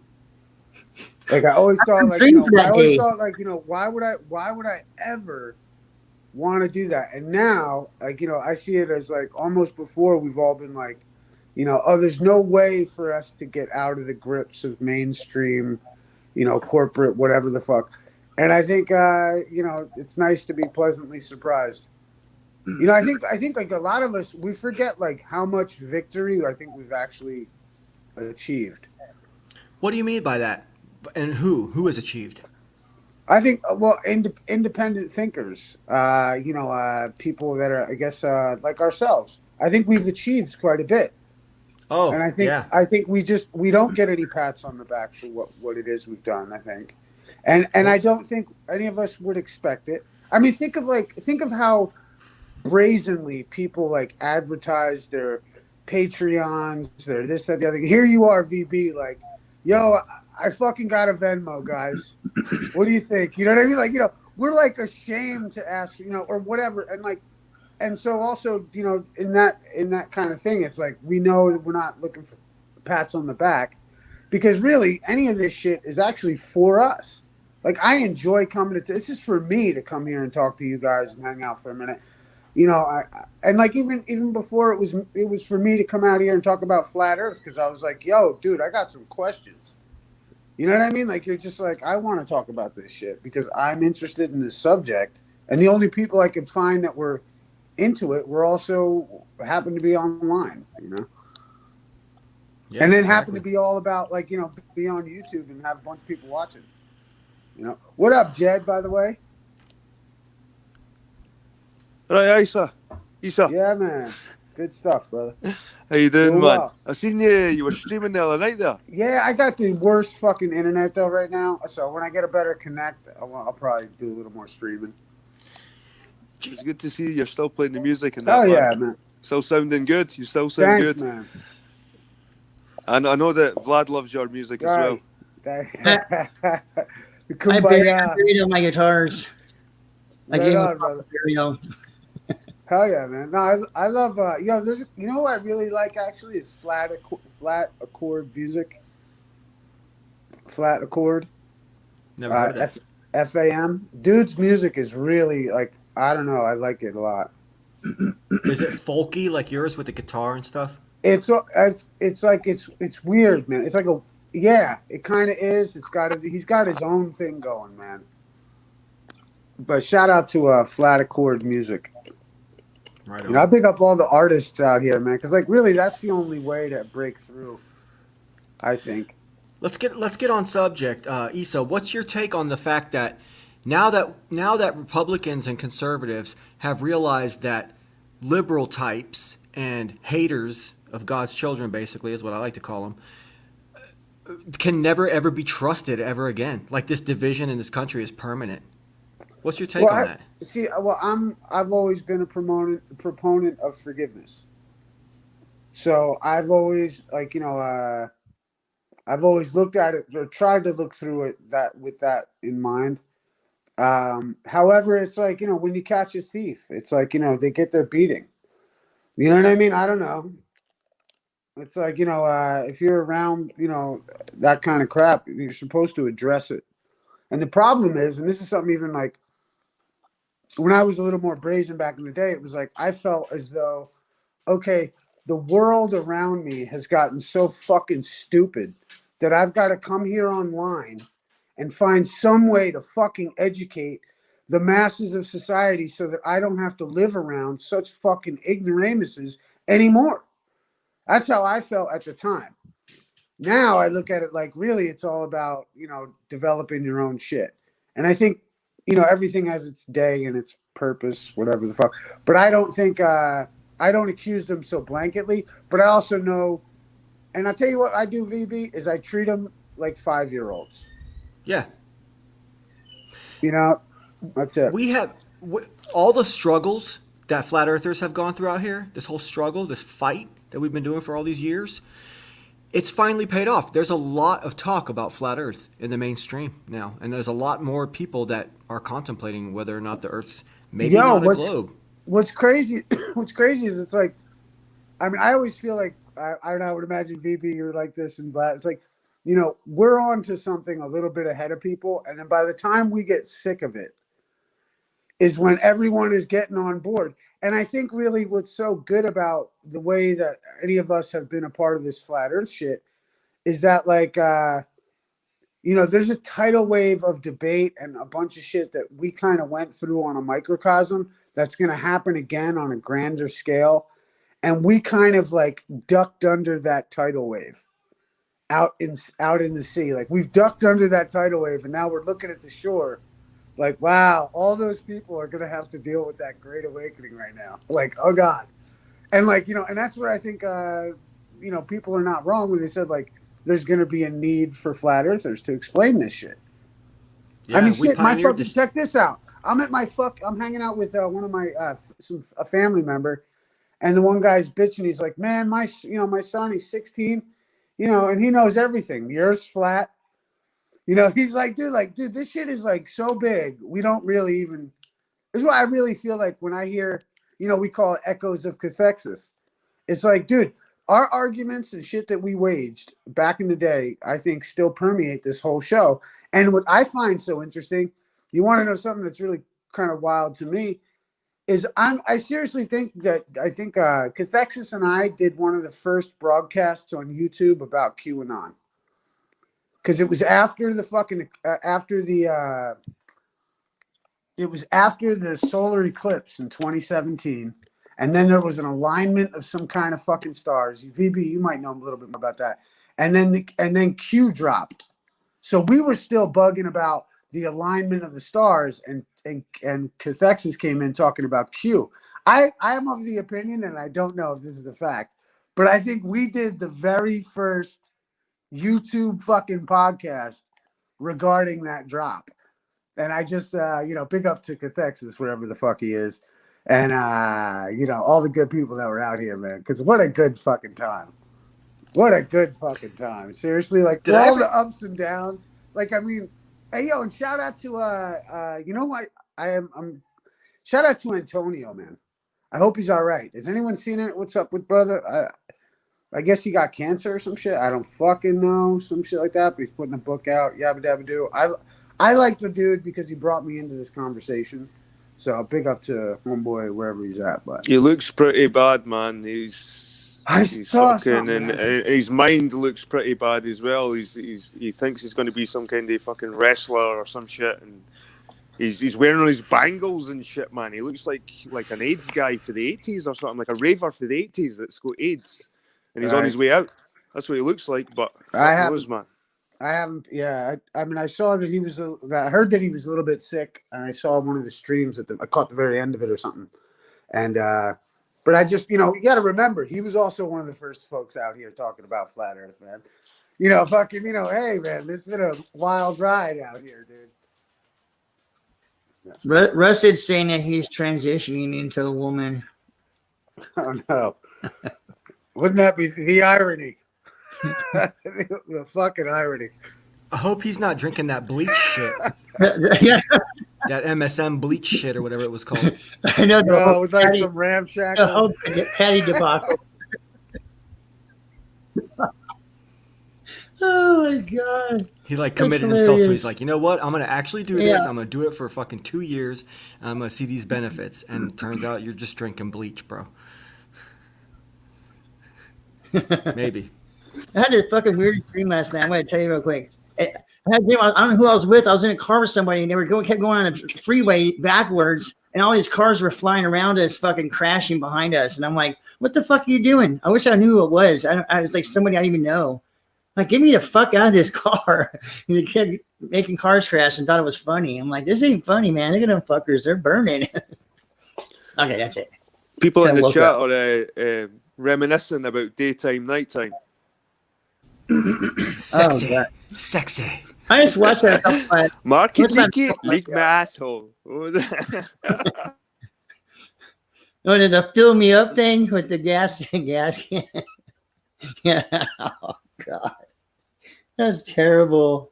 But yeah, Yeah. think how hilarious it's all been, dude. Like that the brilliance of, like, I've often put it, like, in my head, I've always I guess, you romanticize everybody. And I like to think of, like, Romanticize. a lot of those early heads were like intelligent lab coat wearing scientists that were doing a social study on, like, people. And like we've all taken the fucking, we all bit, and I feel like but it was for the greater good, like through art. Like, let's say, like, let's say I was a character. Let's say any one of us was. What we've done is we've used these characters and all this shit to enlighten the fucking masses. That's Hey, what so- I think. And I think it's like, like people like Antonio and all that kind of shit. I don't know. I was curious. Did you do any of the urine drinking? Still, Huh? Any urine drinking for you, Isa? No, I'm just curious. I just wondering how far you got into that. But it seemed like I'm everybody breaking was. up, everybody. Yeah, I'm breaking up. I can't hear dick. I think, as far as everybody was doing this stuff in the flat Earth, and everybody seemed to be jumping on bandwagons, did you jump on the drinking piss bandwagon? He might not be able to hear. That's convenient. He might not want to. He might not want to answer. Uh-oh. It's all Hey, right. VB, I'm going to join again just because my connection sucks. All right.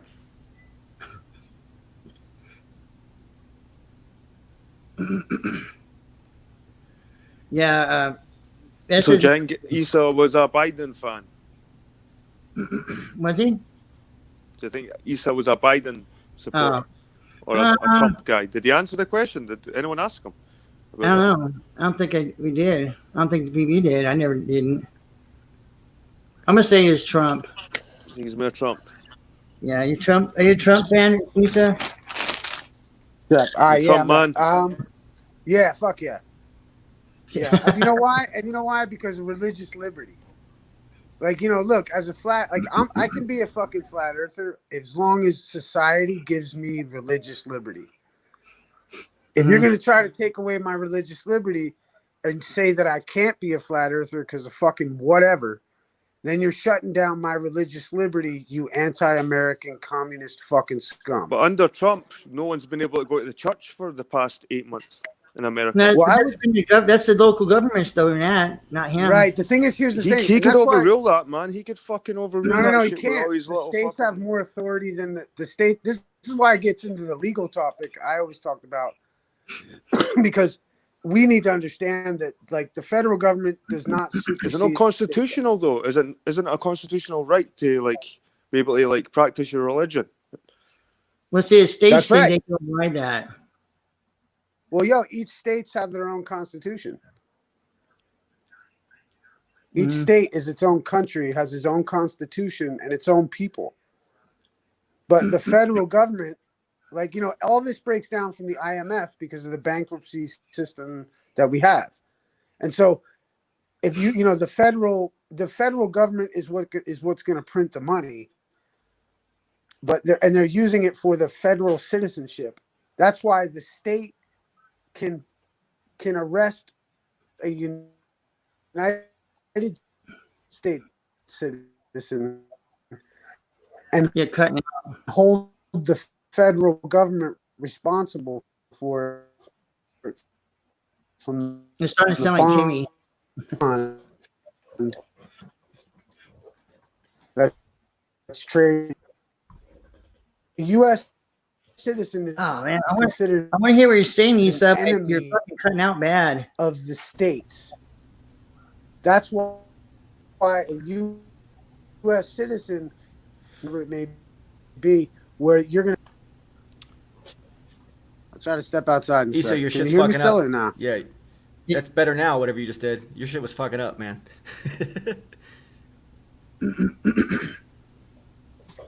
Cool. I'm gonna mute. I'll be back. I'll be listening. Well, this is clear here. Wherever you are doing now, that was clear. Yeah. Yeah, isn't it scary, guys? The fact that one political party is the last bastion of hope for things like the Constitution of Freedom, and the other party is just straight up like they're not even playing within the rules of the Constitution anymore. They don't even want the Constitution or freedom or liberty or the court system or real justice or the Constitution. They don't even want that to even exist. So that's why they're thinking they could just steal this election too, because they're showing they don't even care about the American system itself, and that's more important than left or right. The idea that America could, no matter who's in control at the time, at least we could always have the American standards of truth and justice and the criminal court system and proving evidence in a matter of law and order and stuff like that. And it's like the left is trying to supersede law and order itself at this point. So how do you combat that? That's how fucking scary this shit has really gotten. Super fast too in America. You gotta watch my video about the true meaning of the Wizard of Oz, whereas the government is a wicked witch, and as soon as you get rid of the wicked witch, the little flying monkeys. What's those other things called? I just don't remember flying monkeys and those guys with the big hats. The screechers. Those are like the military and the police. And as soon as you get rid of the wicked witch, they'll stop chasing you because they're under their control too. You got to remember that. They're under the wicked witch or the government's control. So you get rid of the corruption, which you got this, throw water on them and watch them melt. That's the only way you get rid of them. Check. Is that better? We got Yeah. to talk. Keep talking. Yo, what's interesting with the Wizard of Oz is the ounce of gold. OZ. Yeah, I know. Yeah, I know all that part. But there's a true And, meaning like, to it. that's just that shit's crazy, man. And but there's so much to that shit. Like We got the but I Yellow think, Brick Road, to the get Emerald back- City. well, to get back to what we were getting on though, like with the state constitution. So like US citizens are enemies of the states. And that's why you need a license to be able to drive in a particular state. Or like, that's why like the proper term of residency is used. The only proper usage is when a doctor does his residency because he's not from there. So if your US citizen is getting residency in a state, that's because you're not from that state, or that US citizen is not from that state. But that's where I always tried to get into the conversation of what is capacity. So like you can be in the capacity as a federal citizen, in the capacity as a state citizen, the capacity as a father, in the capacity as a helper in society, You know what I mean? You're in the capacity of you're working at your job. These are all different facets of the capacity of man. And like that's what's cool is the court actually allows for that kind of uh, viewpoint. It allows for a personal viewpoint of your own self. Like I've stood in front of the judge and they didn't question whether or not I was the priority security interest holder. You know what I mean? Like they just rolled right along with it. But we have liberty to do these things if we understand our rights. But if we don't understand our individual rights, it's like this mask shit. Like, yo, like right now, like I implore everyone, like, if you go into a store and they say you can't shop here without a mask, pull out your phone and say, are you refusing me service because I won't wear a mask? Because I'm not wearing a mask. And if they say yes, then say, cool, are you accepting a $10,000 penalty for deprivation of rights under the color of law? And they go, well, I have done this, and each time I'm led into the store. Like the one time the lady she walked with me in the store. I got my fucking stuff. I bought my stuff and I left. No problems. And this is what I think is when we enter what's called the republic versus living in the democracy, which is the military side of our government. The military side is put a boot in your face and you can't do shit. The republic is like, well, I know that guy because I went to high school with him, so he's going to let me do what I got to do anyway. Because, you know what I mean? Like, it's like if you show up to DMV, in the democracy, you got to wait in line for 3 hours. But in the republic, you might have went to college with one of the people who's out, working at the DMV, and they're like, hey, you know what? Cut the fucking line. So the republic is what guarantees our liberties, in my opinion. But if we don't know how to enter it and operate it and call it into existence, we won't ever use it. Yeah, it's the sad bit with the masks. All these people out there, it's like they want it to be true. They want this pandemic to be true. It's like, why are you even doing this? Why would anyone vote? Yeah. Nobody voted for that shit, and nobody voted for Biden.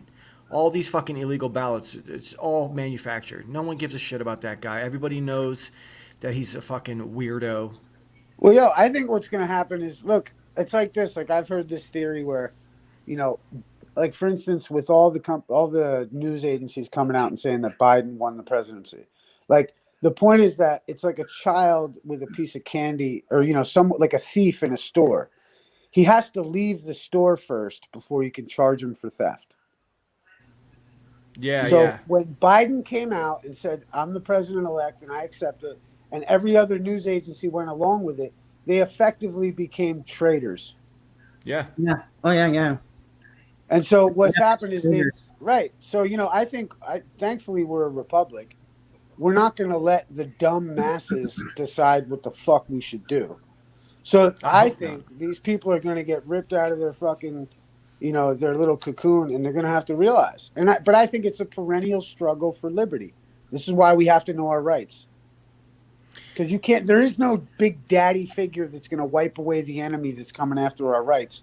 It's all of us independently barking back the system that would come after our rights by showing them that, hey, we'd love to do that so long as you accept a $10,000 penalty for deprivation of rights under the color of law. And whoever is standing in front of you is like, bro, I'm just trying to do my job. It's nothing personal. Well, was it fucking personal when you told me I couldn't come in because I wasn't wearing a mask? Yeah, it's not personal then. It's not personal for you to refuse, me the ability to come into the store if I don't have a mask, right? So then don't consider it personal if I'm going to sue you for 10 grand for doing it. Mm-hmm. It's not personal. It's fucking business. That's my opinion on it. Forgive me, but oh yeah, I haven't worn a mask yet, and I got at one place I went into. It was like a place that everything's a $5. Everything's $5, each, and they wouldn't let me in. I went in there, and then these two guys. I walked past the woman, and these two guys kind of bullied me around. These two, and they escorted me out. And I didn't make a scene. I didn't want to make a scene and all this bullshit. But I pretty much told them they were punk bitches too. They're right to. I'm about 3 foot from their face. Well, you know what? I'll cover my listen, man. I'll go in there like this, but I'm not going to put a fucking mask on. And they said, I no. think our most powerful weapon right now is the phone. Pull out the phone and say, so you're accepting a $10,000 penalty for deprivation of rights under the color of law. Yeah, I should have done that. But I just. Well, no, what I realized was, I never was into pulling out the phone because, in my opinion, I don't need the phone. I don't need anything but my own paperwork. But my thing is that if you pull out the phone, you can get direct remedy because usually that person doesn't want to fucking have to deal with you.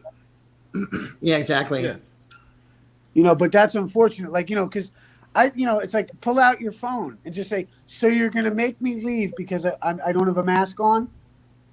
And right there, if they say yes, that's deprivation of rights under the color of law. You don't even need to tell them. And you know what's cool? Attorney General Barr said in the States, he said, the Constitution is not suspended even in a crisis. This is and we know this is all Chinese fucking, the sweet and sour sniffles. You know what I'm saying, dog? We know what it is. It's like, I think and I think look, it's apparent. This is like and I think a lot of intelligent people already know all this shit. It's just, the general society has to come along and get it at some point. So it's a deprivation of rights under the color of law. That's right. Because think of it. It's an executive order. Write it down.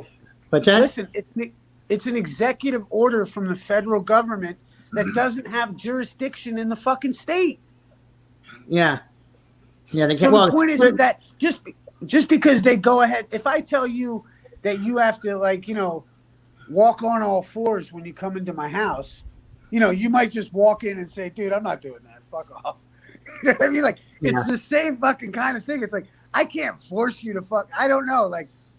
How far are you going to bow over? How much are you going to fucking take?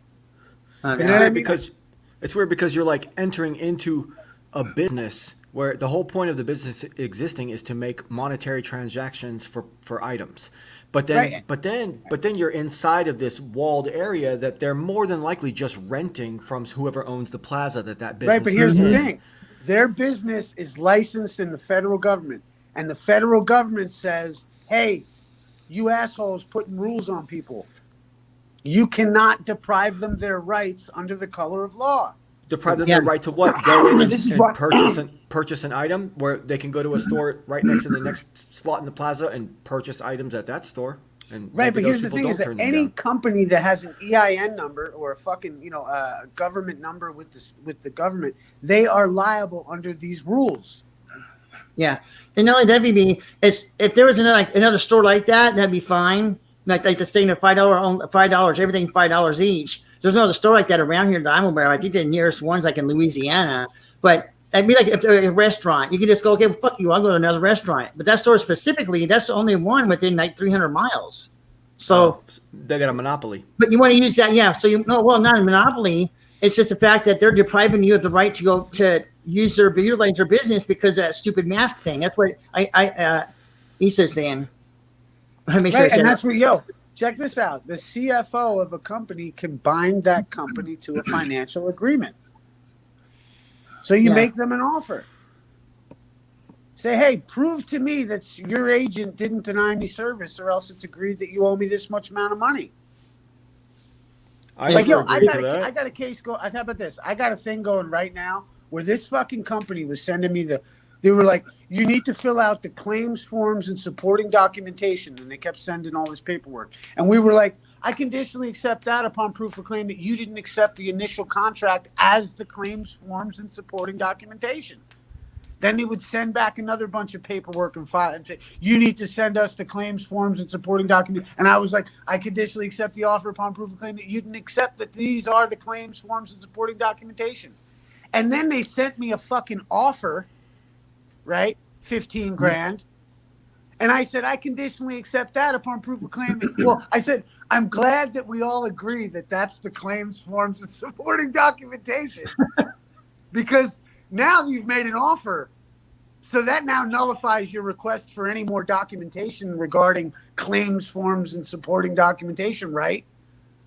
So if they made an offer when they didn't get all their paperwork filled out and everyone's like, you need to just fill out the paperwork, and we didn't, we made them fucking eat the first contract that they accepted as the claims forms and supporting documentation. And when they made a financial offer, they confirmed Yeah. that was the claims, forms, and supporting documentation. Right. So you see how this works? Mhm. We have so much fucking power.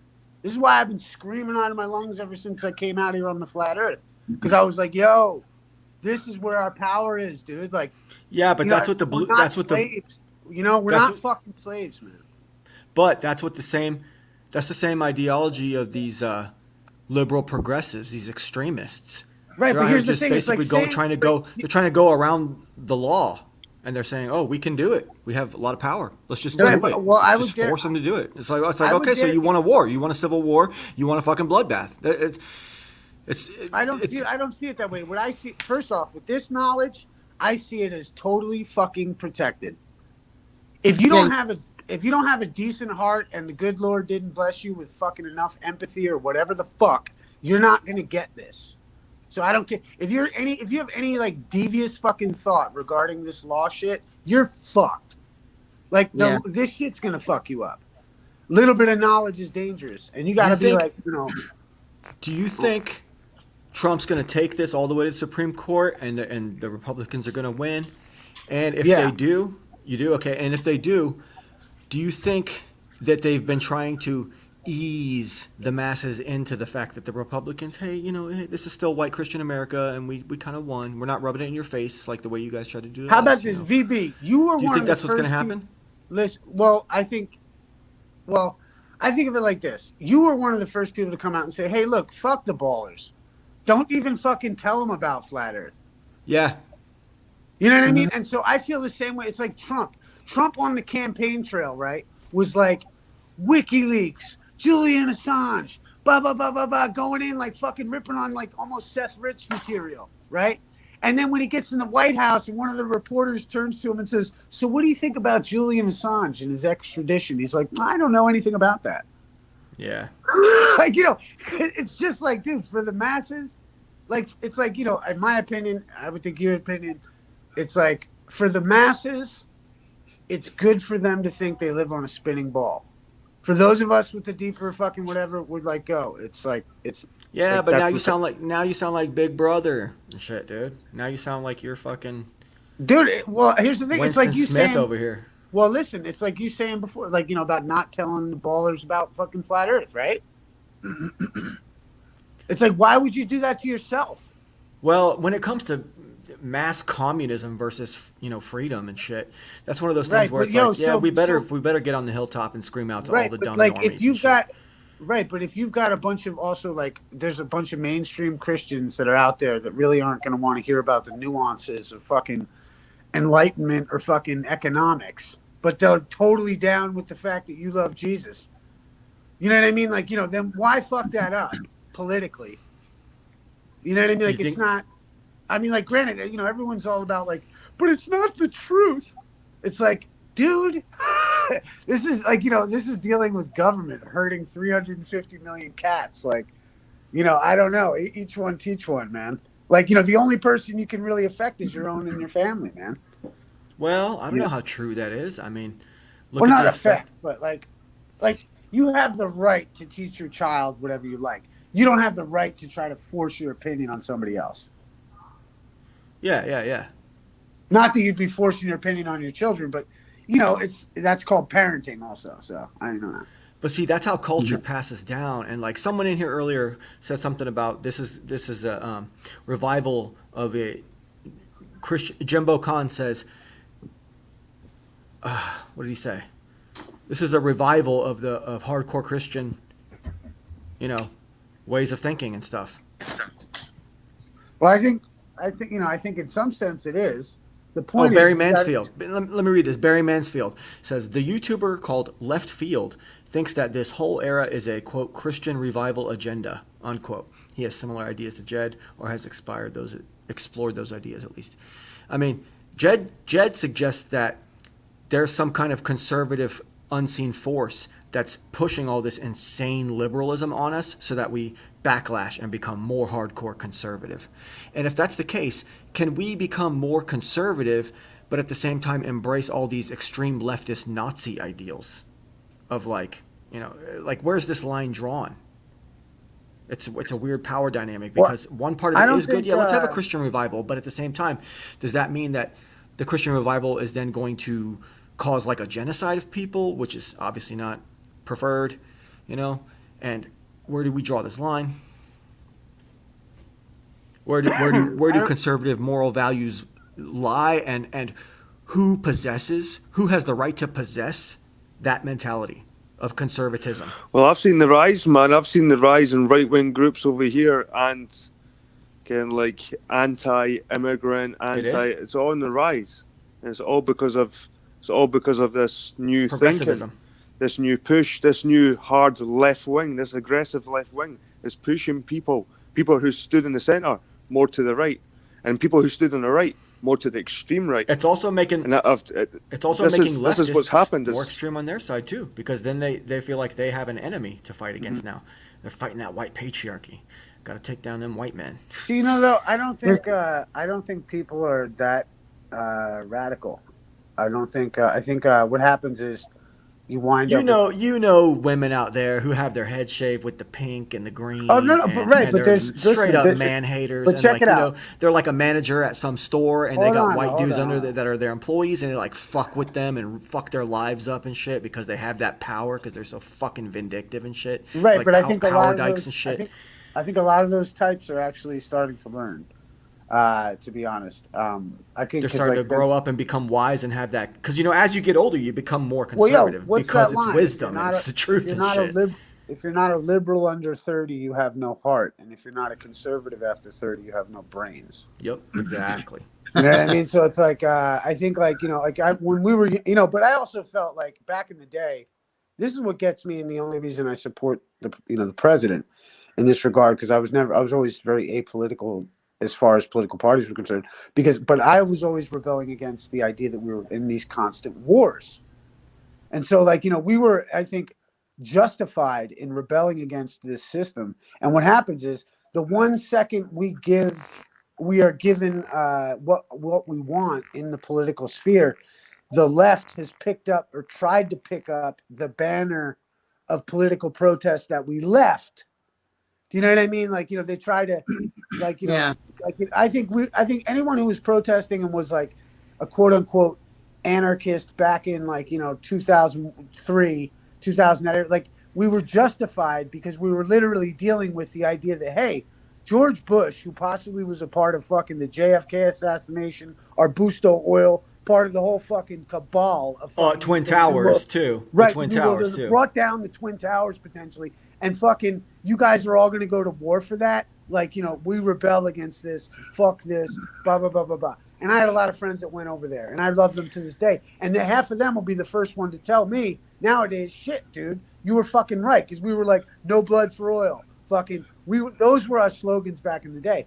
Now these people have no righteous cause to lean back on, and it shows. And all of us who rose up through the ranks of those things and became like digital soldiers, if you will, have fucking and also we watched this is what saddens me about guys, or I don't really know, Tim Pool or whatever it is, but it's like, dude, I was in New York when they fucking did that stupid fucking what was the one against the oh my god, dude, the Wall Street one, the protest, Occupy.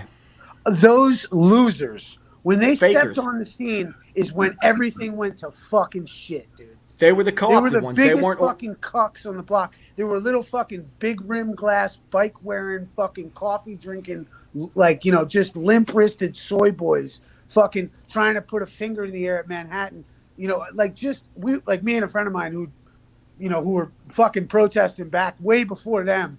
We were just like, oh my god, we rode. I remember we took our bikes and we rode around, and we were like, I stopped and talked to a couple of them, and I was like, oh my god, these people are fucking retarded, and fucking it was just like the big. I just hated those fucking people, and they were leftists. They were owned by I know, the left. and I was like, dude, I thought we started a good thing when we were protesting fucking wars, man. But I went back and looked on these people, and I'm like, oh my god, this sucks. They started off. That was the beginning of what we're seeing today. That was the beginning of I am somebody. Snowflake. That bullshit, dude. I hate these people. I can't stand they're so I don't know, dude. They're so They're mean- antichrist is what they are. obnoxiously annoying to me. I can't explain. They're obnoxiously specifically anti-Jesus. Like they specifically are attacking Oh, exclusively right, because they're all about Banksy, and they're all about like this fucking like just this fake. I don't know, man. Like No, what I I'm saying there is was a that lot- they're there was anti. a lot of people. I don't know. There's a lot in the art world, I guess, that whatever. There's a lot of people, but being around some of that art world thing, I was just didn't dig the vibes. Didn't like where it was really going, and I thought it was kind of like you're saying. It was very satanic oriented, very like God is dead, which fucking Nietzsche didn't even fucking say. He just Yeah. proposed it that hey, when they and actually what's so interesting is Nietzsche proposed that God was dead when they moved the sun, when they said that the sun was moving, or like like there was no central position of the sun, or, you know what I mean, and that, like the earth was not the center. Oh my God, like what is up, what is down, you know what I mean? That's where Nietzsche wrote God is dead. It's about the shape of the fucking earth. But what I'm saying is that what but have those been the cucks agenda? don't know that, But listen, and they what? just go to the nihilism of like, but God is dead, bro. But check it out. What I'm saying is that these leftists, what's been their agenda since those days? It's slowly been, let's legalize gay marriage, let's legalize transgenderism and stuff like that, so that it becomes this tricky issue that everybody is forced to uncomfortably and awkwardly deal with in their lives without, for fear of being called a racist or something, or whatever. And fucking these agendas that they fight for are all specifically against heterosexuality and moral values and accountability. Like everything they do is specifically anti-biblical. You know what I'm saying?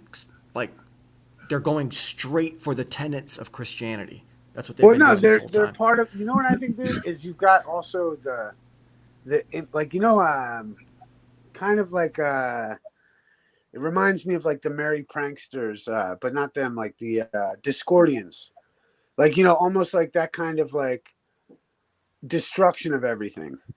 And that's what I never liked. I was always like, I've always been somewhat God fearing fucking type of person, man. I've always I don't know, but so I've always fought against that nihilism of like against that depression of that state of mind. You know what I mean?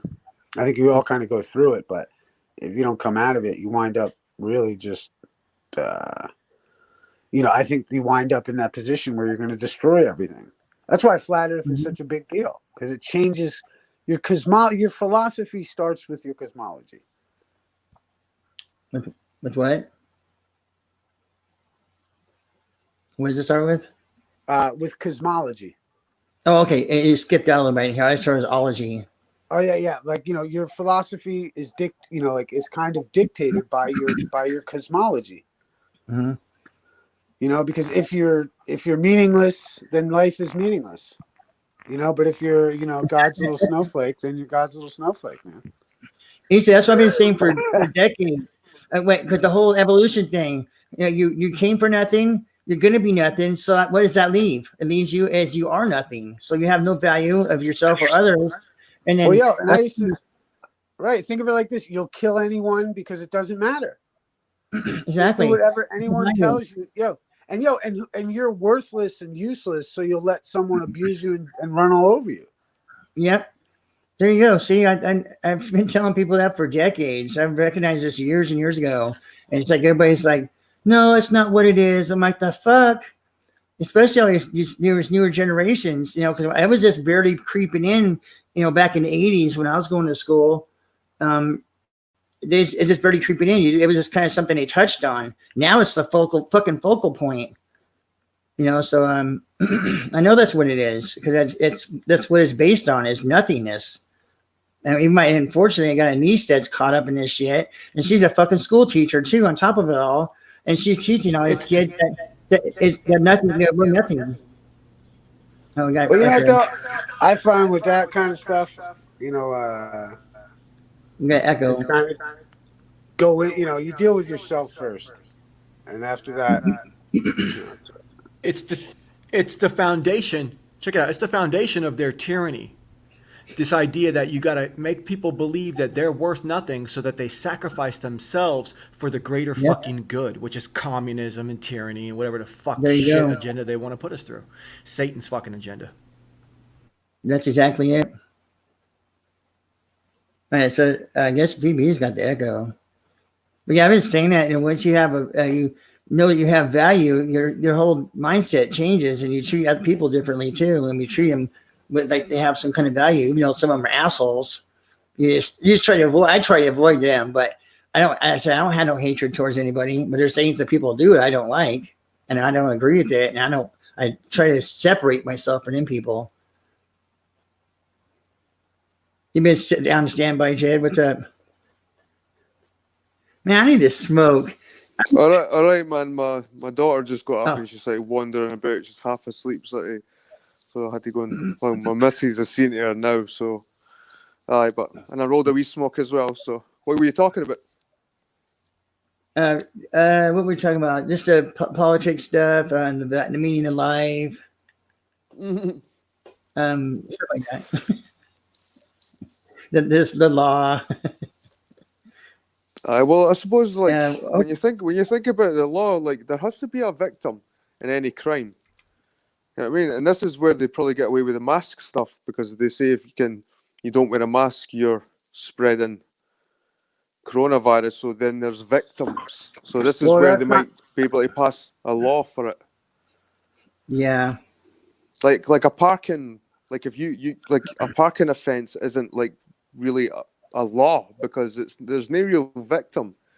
And like for a proper crime, there has to be a victim of that crime per se. Like well, yeah, those parking tickets, stuff like that, and even speeding tickets. It's city ordinances is all it really is, and the Constitution here overrides all that. Technically, I mean, you can use the Constitution to get out of that because unless you're like I said, unless there's a victim involved, that's not a crime. So why do you got to be? Well, now you know what though? I'll step in there and say that fucking never works, won't work, can't work. All right.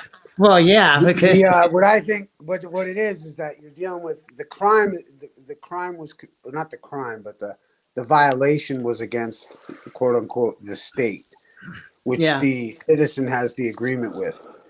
And so, like there becomes a commercial charge which is generated, and that's why and that's I mean it's interesting. I really wouldn't personally go against the traffic courts. It's pretty rock and roll, pretty sealed up tight, especially because you have a driver's license, you're a citizen. It's almost a civic duty out of respect for whatever, you know what I mean? I think, we all are playing in a game that we benefit from. And I think we have to also recognize that we play the rules of the game. So it comes to certain infractions. I've always been lenient regarding certain infractions. I've learned to be lenient anyway. But doesn't mean to say you couldn't go to court and be like, Your Honor, I conditionally accept that upon proof of claim that no parking means that parking is a verb. I was clearly already parked. Therefore, I motion the court to dismiss the case on the grounds of the, the linguistic, discordance in my mind when I saw the no parking. I mean, parking is a verb, right, Your Honor? You know what I mean? Like, you could go in there and, have fun with the fucking thing. but it's the same way like rents over here, like Here's the other landlords side and of it. paying rent. You better motion for a dismissal because what most of these fucking people do is they go in with no fucking remedy. So you want to go in there. You could even go in there and say, Your Honor, forgive me. I completely messed up. I had this going on. But, Your Honor, forgive me. I motion the court to dismiss the case because you're giving the court direction to do something. The judge can't decide what the fuck's going to happen. He's just there to rule what the difference is between the parties. But if you went into court with the complete honor and you were like, Your Honor, forgive me. I was late. I had a bad day. This, that, the other thing. I got real drunk the night before with a friend of mine. It was a real rough night. Your Honor, forgive me. And I promise the court I'll never do it again. And I motion the court to dismiss the case. He might give it to you. yeah. But at the same time, do you want to I get would. involved? You know what I'm saying? Like, there's a million and one ways to fucking do this. And the thing is that I think our judges would love nothing more than an entertaining person coming to court You know what I mean? Think about it. Anytime a judge looks up and he hears one of these sovereign fucking constitutional douchebags, he's like, "Oh yay!" He's like, "I got one of these today." You know, are you going to bring up the Constitution? And he's going to tool you because, like, it's like the IRS. The IRS sends somebody a letter, then they ignore it. They send them another letter, they ignore it. They send them the third letter and they ignore it. And then people come and get him. He's got to go to court. And then when the guy who got the letter shows up to court, he brings up the fucking Constitution, talking about there's no law in the Constitution that says you can tax me. There's no law in the statutes, this, that, the other thing. And the judge is going to say, and they have said, hey, if you bring up the Constitution one more fucking time, I'm going to hold you in contempt. And the reason being is that you waived the rights under the Constitution when you've disregarded all three letters.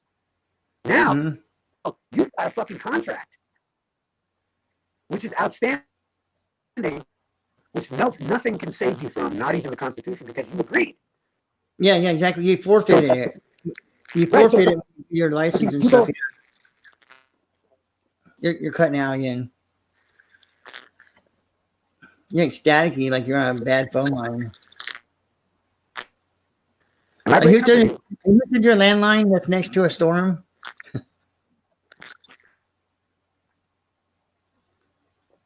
Hello. He was saying, Judge, I wish I was trying to get some bud a couple weeks ago and no luck. It's like, fuck, I want to fucking get high. It's been about 6 months since I've smoked. So I'd be really... have a drink. Have a drink. Nah, I'm good. No more of that. I might have a toilet if you have a drink. No. Nope. No more for me. Definitely not. Those were the days. I'll have a beer.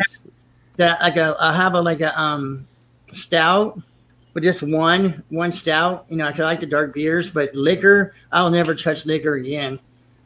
That is no good. Here's what you do, Vlad. Check this out, my brother.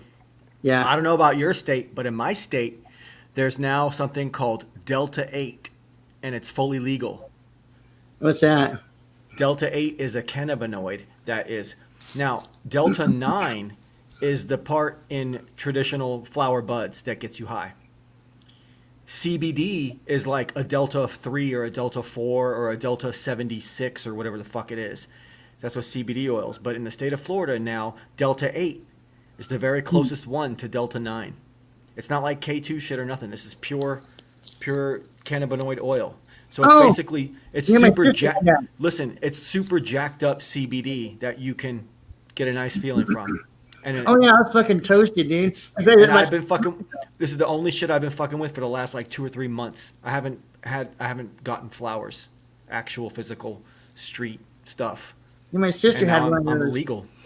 Dude, my sister had one of those. And I was hitting that sucker. I was like, this is stupid. And now, whoa, what the fuck? I'm like, this is fucking trippy.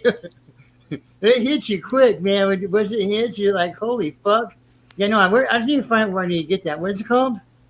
Delta 8. You can get, well, that's not the brand name. That's what the actual product is. It's called, it's like, there's CBD, there's THC oil. This is Delta 8. There is, like, you would test probably positive on a test. Because I know, I'm just saying that, like, that's what level. It's not like fake or it's a cannabinoid. But in the state of Florida, because of the legislation, this is completely legal. I can go to any vape shop anywhere and buy a can of this shit anytime.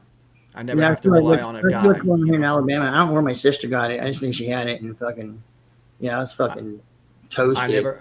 I never have to rely on some guy and make a call and hope that I get a call back a week later and maybe I'll meet you. You got to drive 20 miles. What's Trump's views on cannabis? I've never really heard him say much about the whole cannabis thing. It's slowly being legalized across the country. I think he said he had no problem with people smoking it. He wasn't into it. He didn't care if other people smoked it. I've never really heard him speak about it. But that's what I've heard him say. Is he's not into that. He doesn't even drink alcohol. He said, people want to do that. I don't care. He goes, I'm not going to stop him from doing it. There's got to be clips of him, if you Google it somewhere, there's got to be clips of him talking about legalization or him being in legal states, things like that. I wonder if during his campaign trail, if he didn't play it up, like when he went to And Nevada you've got or to say Colorado.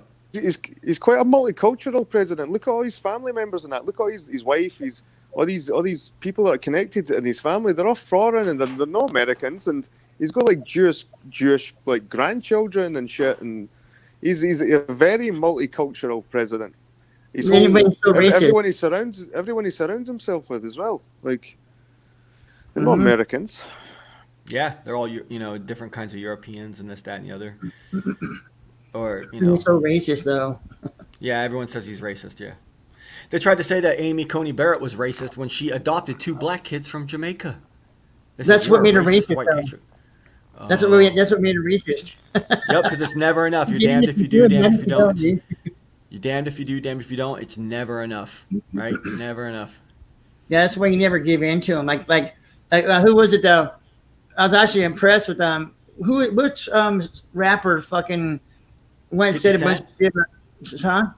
50 Cent or Kanye Yeah, West? 50 Cent. I know Ice Cube he stood his ground so far and he ain't back down. But yeah, 50 Cent got schooled by that Chelsea Cutler. He didn't get But- schooled. He didn't get schooled. It was her. He got it was- scolded. He got scolded. He got scolded, Oh, and he backed down and said, "Oh, okay, yeah, I take it back what I said." I What said, a bitch. I know, but at least Ice Cube's like, "Fuck you." He's helping. Hey, he's helping. This is what I've been wanting any president to do, and this motherfucker's doing it. So why should I fucking bat? Why should I, beat him up over this? They're saying The Lil big- Wayne in the chat.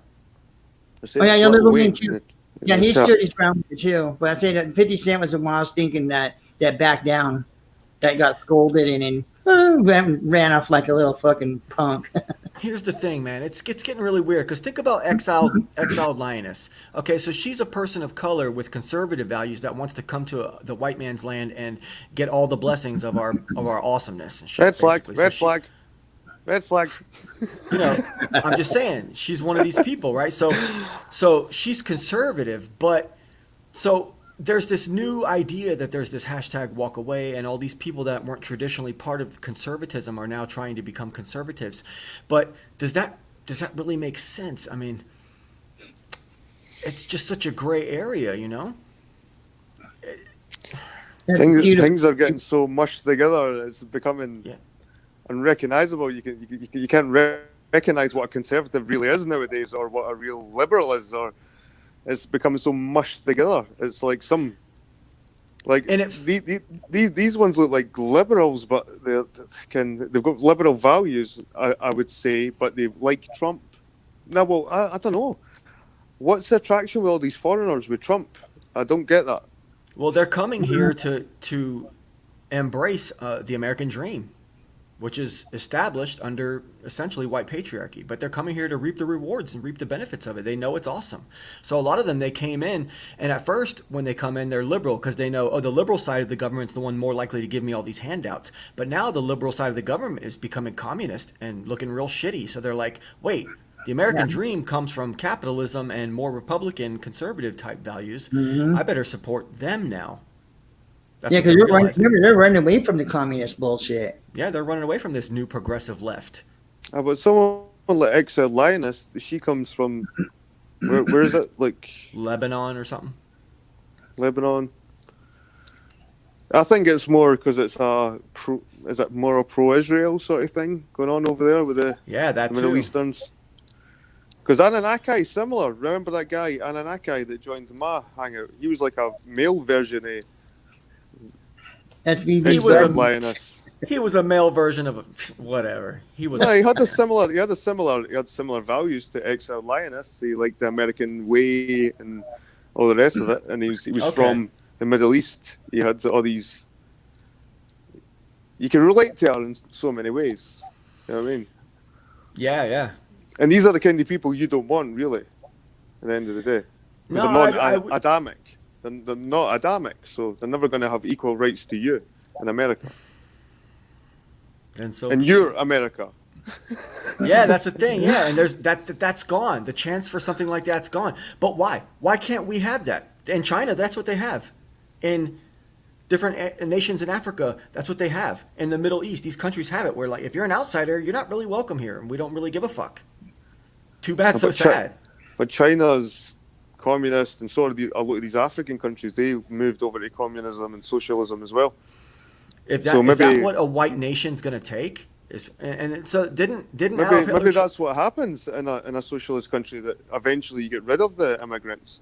Like, you support them to become socialists, and then once you become a socialist dictator country, you start picking on the minorities.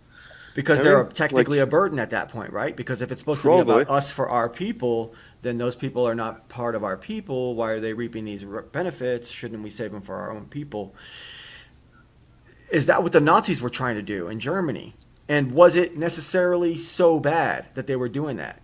You know what I'm saying? Didn't they kind of have the right to do that? And wasn't Adolf Hitler actually popular in the beginning? Because it was like, there's literally this group of invading non-Germans that have come here and have They're somehow like that. interweaved That's how their I got web. banned. Huh? That's how I got banned. I started talking about the Oh good. yeah, I can't talk about this. Yeah, okay. But I'm just saying, maybe there was this group in the past that wanted to keep their shit for their own people, but it became what the world projected onto them as negative. Like, how dare you help your own countrymen? How dare you? And it's just, Yeah. what a double standard, and that's what we're facing right now. Yeah. And the thing is that your Jays that's the only thing he did was getting rid of them. And he wasn't murdering them either. He was trying to get him out of the country. He was sending them to Israel. I think Yeah, I think Trump pulled out of the Middle East and he's trying to get soldiers out, because if he gets re-elected, man, he's going to try and build some third temple in fucking Israel or something. I'm telling you, man, he's a fucking big time Zionist. He moved the embassy to the new capital, Jerusalem. He's called the new capital, Jerusalem. No, what was Tel Aviv? Was it the old one, Tel Aviv? But he's a big Zionist, man, and I think he thought, right, I'll pull all the troops out, because we're probably gonna have a fucking major. Again, we'll keep it for a major one over here. You know what I mean? The third temple one, if you get what I mean. The prophecy. It might even fall into all that shit. Maybe that's Yes, still to that's come. it. Maybe that's This the one next is thinking chapter. out, tripping out too. Is there, BB, you know about the Bible, about the Bible? I know you've been reading it recently. The whole thing with the Revelation, it just everything that Revelation going on that they describe in Revelation is going on right now, and they said it that once there's world peace, that's when everything's like. Why would you, if everybody knows that's the indicator to the I wouldn't know how to, because I know there's no such thing as a rapture. That's a misnomer. But whenever it's supposed to, things are supposed to go down on a biblical way, wouldn't you want to prevent that from happening? So you wouldn't want to have world peace, because Check that's it when out, it's supposed to happen. The When book of there's world Revelation. peace. The book of Revelation, a lot of stuff in book of Revelation already happened. A lot of it. And there's Yeah. still some parts of it that are yet to happen. But a lot of it's symbolic for establishments of nations and establishments of churches on the earth, and really the establishment of the Adamic race. The book of Revelation is the saga of the white race. That's what the book of Revelation actually is. It's like the full picture spectrum of the Adamic people. Do you think Biden actually fits into the prophecy? Like, if Biden now takes over, is this part of the prophecy? Is people wanna- Trump the one that's going to fulfill all this shit? Well, when we were younger, we were all indoctrinated with History Channel in this idea that there's going to be this singular Antichrist figure that rises and becomes the fake Jesus and tricks everyone, and then there's going to be a rapture. All that shit is nonsense. There's not going to be one single Antichrist. Every liberal cuck, self-hating white cuck, and extreme liberal progressive right now, they're all Antichrists. All those people are Antichrists. And it's supposed to be a nation that I understood it as it's a nation of one nation, and everybody thinks it's a one person. It's one nation that's going to be the Antichrist. Yeah, I mean, maybe. I don't really see. I think the whole world is Antichrist. I mean, the Adamic people. When you look at everything through the lens of what I've been looking through with that Bertrand Comparet stuff, when you see it as the bigger picture, as there was people before Adam and Eve, and Satan intertwined with them, and the world was fucking destroyed, and God said, okay, reset, here's the Adamic people, and they replace you and your legions of evil corruption. And ever since then, the entity, Satan, whatever you want to call it, has been fighting against the body of Christ and fighting against Jesus. And who is Jesus but the white race? We are the body of Christ. We are the tribes of Israel.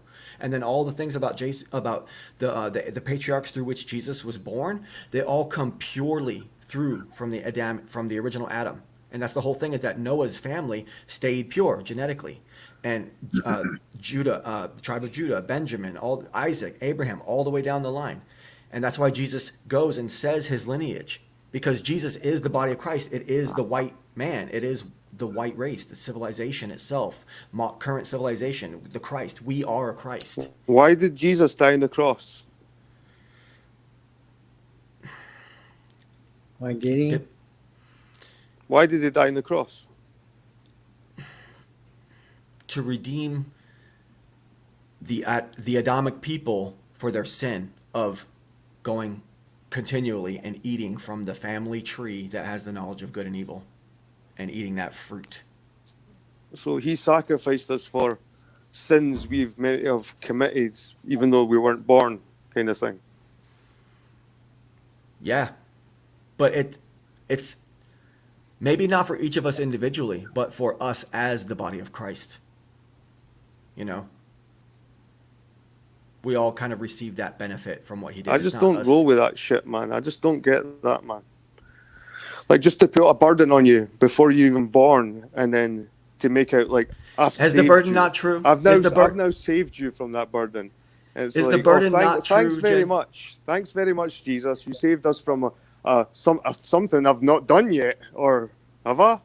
Did I do it Yes, already? you've done all kinds of things. That's what I'm saying. Is he already knew? God already knew that being a human being, you're gonna be fucking put in these positions No, where the you have the fucker free that will wrote to the sin. book knew. The guy that wrote the book knew human psychology. That knows we're not perfect. We're gonna sway one way or the other as we grow as human beings. We have to make mistakes to learn.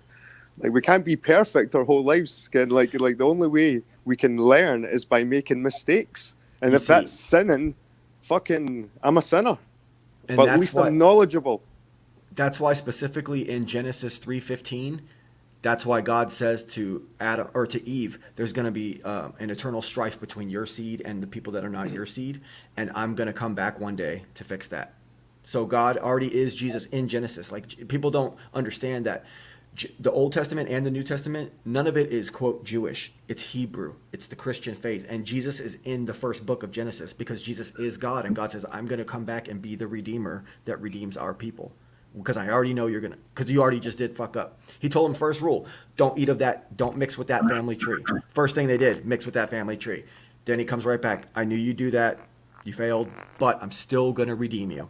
But you're still my specific, select, elect children that I created. There's more diversity in the white race than there is in any other race. Yeah, I have a chart that shows that. It has all the blue, the shades Green of eyes, blue, blue eyes, yeah. the blue and green eyes, and the hazel eyes, which is a lighter brown. And We got pasty fat chipmunks right here, and we got fucking ginger guys right here. You see? yeah, and then the different hair colors, and then all the other colors. It's just a light and dark color, and then they all have brown eyes or black hair. Yep. It's like, whoa, you look up like that. And Wow. Do you see what I'm saying? And that it's scary. People don't want to talk about it, but the fact that when white people, we're kind of like that, the genetic rarity. We are special and sanctified because of this fact that anytime you mix a white person with a non-white person, the non-white genes dominate and take over. So to keep the white race white, you have to actually stay pure and follow the command of God of don't ever mix with that tree, because anything that mixes with that tree from then on is going to be that way. So to stay white and to be white is a long lineage of selection that our people have maintained, and that's why we're all white. But it's easily to go, like, it's See? easily to have a black grandparent and then suddenly you look white. Look at Tommy Morrison, the boxer. Tommy Morrison, he died of AIDS like in 2000 and something, but he was a big time boxer back in the day. He beat he beat a few good guys. He was the next Mike Tyson in America, but he was the next American dream. He was 6'4", blonde hair, kind of American shorts, and he was your typical jock. His grandmother was speaking on the TV and she's black. I mean, and you're like, fucking hell! It just shows you how many. It just takes a few white people, and then suddenly you look white again. Again after a couple of generations, it's like, Yeah, it's easy to hide it. It's easy to hide it. Like VB, I think you should go and get your DNA tested. You never know, man. You might have some African in there, mate. You've got the small button nose and stuff, like the like small nose, like an African. But yeah, Africans have wide, low noses. What are you talking about? expounding what you just said, Jed. No, but there's Africans like button, sort of short button noses, like flat, so like button, fat, button, flat. I don't have a flat button nose, bro. Anyways, so Vlad was talking about this on his BitChute channel, right? Vlad, Yeah. weren't you talking about this on your BitChute channel? Well, the only thing it touched on what- so far. Like Was, what percentage of your race? yeah, you yeah. Have to, okay. That's what I was getting at, was that they think they're trying to breed out the whiteness or the European or Aryan, whatever you want to say. That's what they're all trying to do, right? I'm trying not to laugh. I have to look at Jed's crazy nose instead of BB smashing his. But yeah, so they think that they're trying to breed out the white of everybody, right? But actually, in actuality, they're breeding out their ethnicity, because. So you're saying that the white genes are dominant? You're saying that the white genes are dominant because they're Yes, not. It's known that they're not, though. They are, though. It can go right back. It can, like Jed was just saying. There was a takes several racist guy. He was head of the Ku Klux Klan, and he was one of the most known racists in America. And he was on the Oprah Winfrey show, and he went and got a DNA test, and they found out that his grandfather was an African, or his grandmother was African, and he that's looked white. Oprah. He looked as white as you, VB. So you That's could be a Oprah. suspect, man. You could be a suspect. You could be the non-Adamic. That shit is staged, bro. You need to get tested, man. You need to get tested. I've been tested. You No, need to get Oprah- tested. I remember back in the 90s where Oprah pushed the whole slavery thing and the slave ships and her ancestors, poor them, and she went to do a DNA thing or ancestry thing, and she found she had white slave owners in her heritage or her lineage, and so she shut the fuck up about it. Never heard her say anything about it ever again. There's hardly a full African in America, like a full No, there's African. not. They've all This got is at least like your 20, first intervention? 30% European somewhere. I mean, even in Africa too, there's parts because how South Africa is all European down there. So it's. I mean, I'm sure there's parts of Africa that don't have it's pure African, but yeah, I mean, all the coastlines I know it's not. They're all mixed. They're mixed too. Maybe modern American citizens that went over just the last maybe 20, 30 years from Nigeria and stuff. Maybe that's the closest you're going to get a full African, but. Africans that have been over there for years, they've mixed somewhere along the lines, or mixed with someone who's mixed, or something. Most people in America are mixed. Here's the difference, Jed. When a whitey mixes with a non-whitey, the results are immediate in the offspring. Now, to get back to looking white, like you're talking about, it's going to take at least 3, 4, 5 generations of constantly only getting with whites. And even then, there's still going to be traces. That's what I'm saying. To stay white is to stay... It's a distinct thing. It's a very specific, special. But I gotta say in that video, BB, the people they have like less than 3% African, and they're claiming that they're African now. They're African American because they have 3%. It's like, are you fucking retarded? 96% is European, and you got to like 1%, another 1% that's some other. Yes, and which is probably still the European, but they want. But yeah, here's another thing. Here's another thing. What he raised is who's saying it's a good thing? Like we're seeing that being genetically pure can be like bad, like diseases and fucking deformities and fucking. We've seen it that maybe mixing could be a way to keep human race bullshit from propaganda, bro. But there's a big enough pool of white people for us to not have genetic issues. Aryan, though. That's Aryan with Aryan, not African and Aryan. You can't do it like that. Like with the French and the Spanish, you can mix those two, or Scottish and Irish and stuff like that. But you don't want to go outside of that. That's how because like with the Kings and stuff. I just watched this thing about 4 months ago. I didn't know that most of them were deformed, all kinds of health issues because they were. I mean, there was no branches. It was a straight line. They were like breeding with sisters and brothers and fathers and daughters and sons and mothers. All kinds of shit. I was like, holy fuck. And that's why I have those weird shapes. I always thought that was just the style that they drew him in. That one guy has a weird deformity. I thought that's the way he was. That's the style that they had. That's what he looked like. Yeah, I can't remember what it's called now, but it's from inbreeding. But that's just that special select elite group of small people. That's not like our. But yeah, that's what I'm saying. You don't want to do that. You want to just go outside. If you're gonna do it, it's got to still be in the Aryan realm of like Spanish. Let's not right? even say Aryan. Let's just say Adamic. It's got to be Adamic, within okay. one of the 12 tribes. But but it still means the same thing. Yeah, like one is France, one's Germany, one's Scotland, Mhm. one's Ireland, one's England, one's the That's Nordic weird that you- countries. Each one is a tribe. Germany is the tribe of Judah through which Jesus came. You know, so Yeah, that's why they used to marry off like Spain and England and whatever. or You know, Germany would marry England. Yeah, that's you what know. they Right started now, doing. the people that the Queen of England is actually German. You know, I mean, like, right? Yeah. Yep. And even the Stuart line, the Stuart line aren't even British. They're from France and Normandy and shit like that. So that like this whole Scottish line they try and jump on with the Stuarts.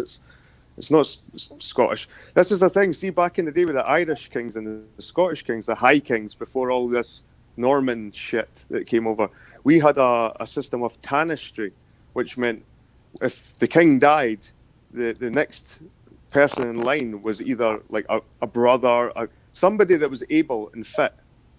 They wouldn't pass it to the son who was mentally handicapped and stuff like that. Like they had a certain system, a different system, but that caused infighting between families, like backstabbing other brothers and stuff like that. But it was like the strongest survives, and you had like powerful kings, and there was never a weird inbreeding thing going on because it would go to an uncle, and it was just someone in the male family somewhere that was able.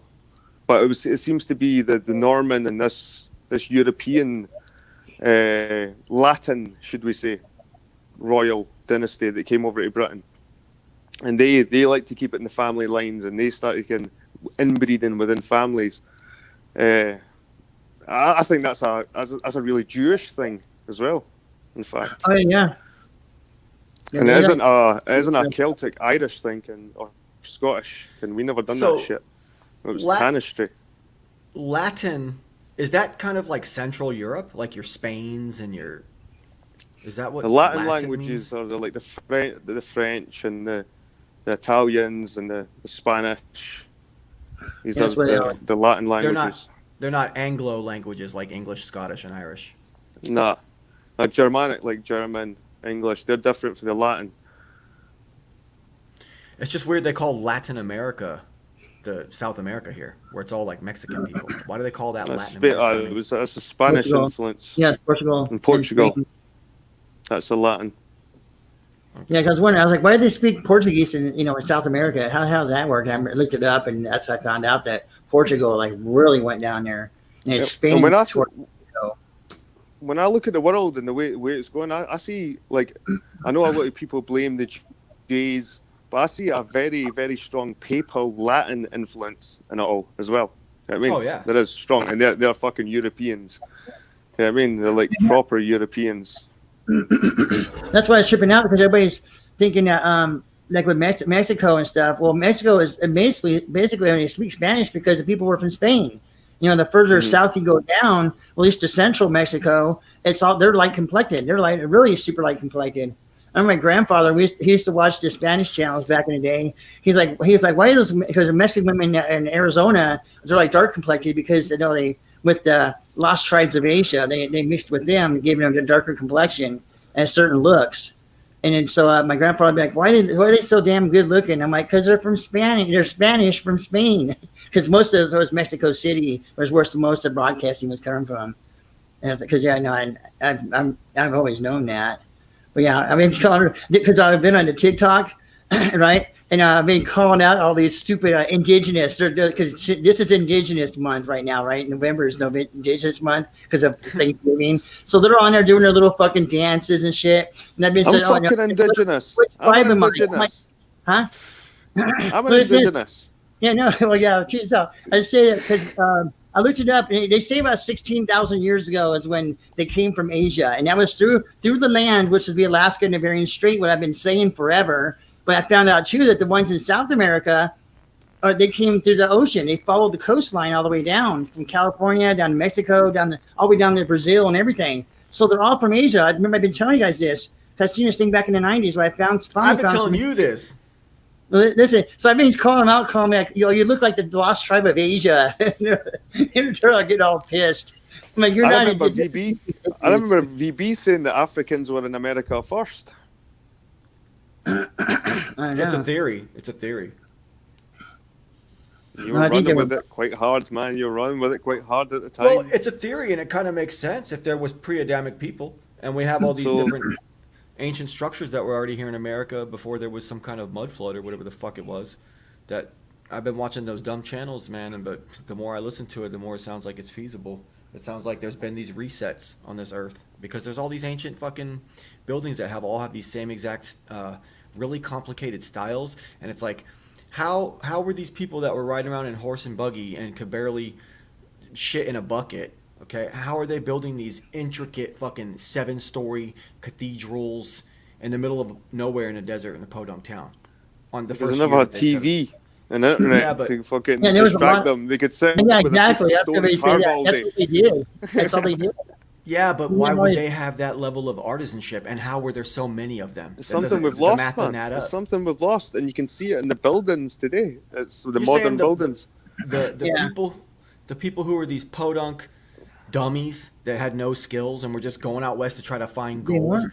You're saying weren't. those people? I mean, or were they? I Were think they they were only maybe- the best of the best? Were they all like These- super intelligent white people that were getting sent across? These the people could have been probably more logical and more intelligent than we are like nowadays, I think, but had lacked the technology. Can the Yeah, general they used public what lack they the? They seem to They- have some technologies that we still can't replicate today, though. Some of them, like these giant stones being moved onto things. It's looking like they melted the stone or liquefied the stone and poured it, or like lifted it up with sound frequencies and moved it with manipulating matter with sound frequencies. It's some extremely. I think they advanced understood technology. the center of balance and hoists and Yeah. pulley ropes and all these things. These were mastered. Like today, if you chuck a hoist at a couple of kids and a teenager and say pull a rock up, they probably wouldn't know how to. But back in the ancient times, they probably knew. And these things were probably instinctual, like how to move around large objects without They do. machinery. Well, then Yeah. why are they all bums walking across the country with a horse and buggy, getting fucking shot up and raped by Indians and shit? I mean, if they're so advanced that they can do these crazy, awesome things, then why do they all seem kind of stupid as they move west? But what do you Well, base how that the on? hell- just getting there in the first place, like the Indians aren't in our land, we're over in their land. That's like a massive achievement on its own. Where Yeah. we're horses and our buggies. I guess so. Listen. I guess so. BB, they had like pole. They would have logs that were even that small. But they had hundreds of them underneath there, and they would just set them stones on top of there, and it would just roll on top of that. And they could, I mean, they already like that thing with Stonehenge. They were trying to figure out. They were baffled. They found because that stone is like from hundreds of miles away. Well, they realized that there's paths that they went and had that path, and they just rolled it along. I mean, it took Yeah. them fucking years, but they took those giant stones from somewhere else and rolled them all the way there. And I said they just did it. And they had all the because once you get to a certain point on that log, you just take the ones from the back. You don't need a whole bunch of them, and you just put them in front, and you just keep going. You have this chain reaction, and they've done that testing and stuff and showed how they did it. Even how they And went that's how they around. build community spirit and teamwork and stuff like that. That's how they built Yeah, yeah. that by doing these things. They can imagine how the whole like the things in this like this, right? The stone. They found out through X-rays that are at the ground that's actually got an angle on it. So they brought it in as like this, and then lifted it up. Tipped it over. Yeah. Yeah, they pushed it in the hole, and it kind of levered. Like Jim was saying earlier, levers and stuff. It just kind of forced its way up, and then they just filled in the spot that they dug out to slide it in there. So that's how they did those stones, because they're just about as deep as they are high. Those stones are not just setting on the ground; they're buried in the ground. Yeah. And then they went and tried it. And there are people. The reason the ones are laying around is that people try to destroy it. That came in and invaded after they had built it, and they know it was a calendar. There's a time thing. You know, it's they think that they're trying to say on there. They wasn't sure if they did rituals or not, like sacrifices and stuff, which they probably did. That's probably why they tried to destroy it. Like, wait a minute, you're not doing no more rituals and sacrifices, motherfuckers. So they tried to tear it down, and that's what you see now. Just they got a couple of them down, but that was it. Well, what about people saying they're fake and they're built as tourist traps in the 1900s? Well, when it ever made, they were put there a certain way, and it was not done with machinery.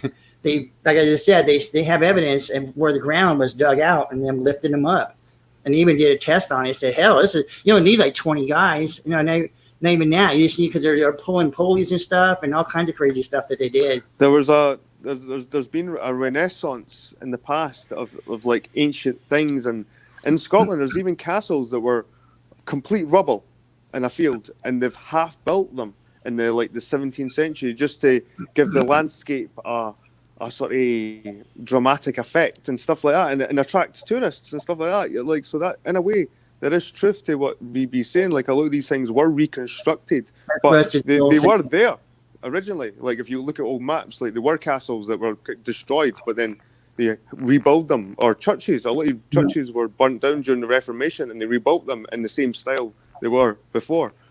So you do find a lot of reconstructed stuff. You know what I mean?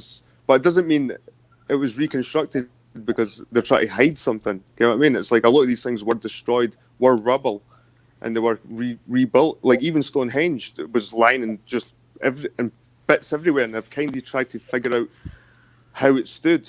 And it is just a reconstruction, but the stones were there. And even the ones that Vlad was talking about that was brought from hundreds of miles away, it was near Wales or something. They were blue stone. They were like brought. They were the original positions, and they were. It's just the big ones they've sort of tried to guess with the holes that were already there in the ground that Vlad was talking about, how they're sitting in holes. They've just tried to stand them back in the holes, and so in a way they have been reconstructed. You know what I mean? But they did exist. They were there. So yeah, but Rusted Soul says that it was like wood frames and they poured liquid concrete over it, let it harden, and said, "Oh, look at this thing." Because it was shoddy fucking reconstruction techniques back then. It's not like nowadays where they use fancy cranes and shit. And they got the community to help, pulling shit about, and it was really bad archaeology. Like, back then, like, it was still a new science, and they done really bad shit. You know what I mean? Like, almost destroyed sites with just bad archaeology, like using diggers to dig up ancient sites. You're destroying skeletons and everything. Nowadays they dig a little level toothbrushes. In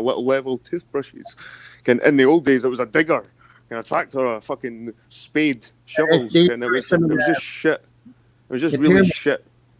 They fucked up some of the pyramids doing that too, that same way. Yep. Because there's all those tons and tons of different rooms and stuff in those. That's not just solid. I thought that was a trip. I thought it was just like one big room in the middle, and it was all stone.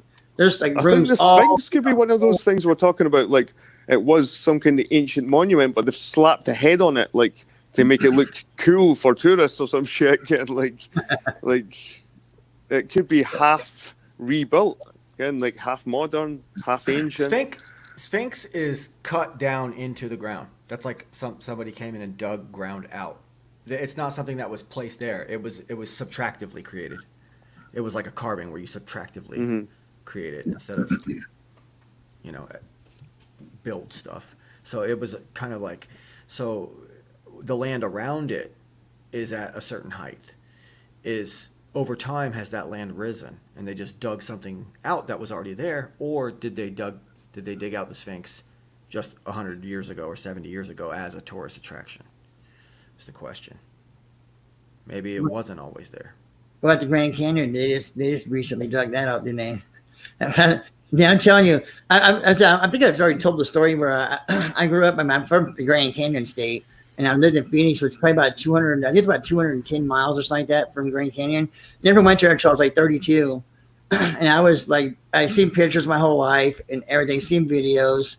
Dude, I'm telling you, until you go there and see that motherfucker, it is breathtaking. I mean, you literally fall on your knees in this in awe because it is so fucking massive, and it's like a mile down where I was at in the South Rim.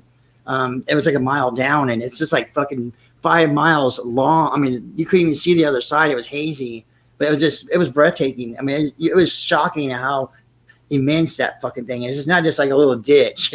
It's like I said, it's a Grand Canyon, all right. I never understood it until I went there. It took me 33 years to go there. And it was amazing. I would like to go. Yeah, well, I swore I'd never go back to Arizona, but I might go there. I might restrict myself and go back to Maricopa County, which is the Phoenix area. But anyways, fucking How was awesome, the man. Grand Canyon created? What was that? Was that like a natural disaster? Was it an earthquake that split, or what was It's it? fast moving water. They say it happened. It's not erosion like over millions of years, like they say. It had to be fast moving water. They did tests where it had to happen really fast because those pillars that's in the middle of it, that wouldn't happen. That's not from a slow erosion. That was fast erosion. And even like they show a little test in how they do that, and did slow water, and it just kind of all collapsed and went away. And it did fast, super fast water, and it left those pillars, on a smaller scale. What kind of stone is the Grand Canyon like made up of? Is it like redstone or some shit? It's just layers of stuff. I think it's sediment that settled at some point. Like limestone, it got kind of washed like. It's got everything in there. Let's see. You can only look over so far, and I couldn't see. You only see a couple layers as I was looking down from where I was at. But at a distance, I have to take. But see the pictures I took. It was like a 3 megapixel camera because that's like a 19. Oh, it'd be a 33.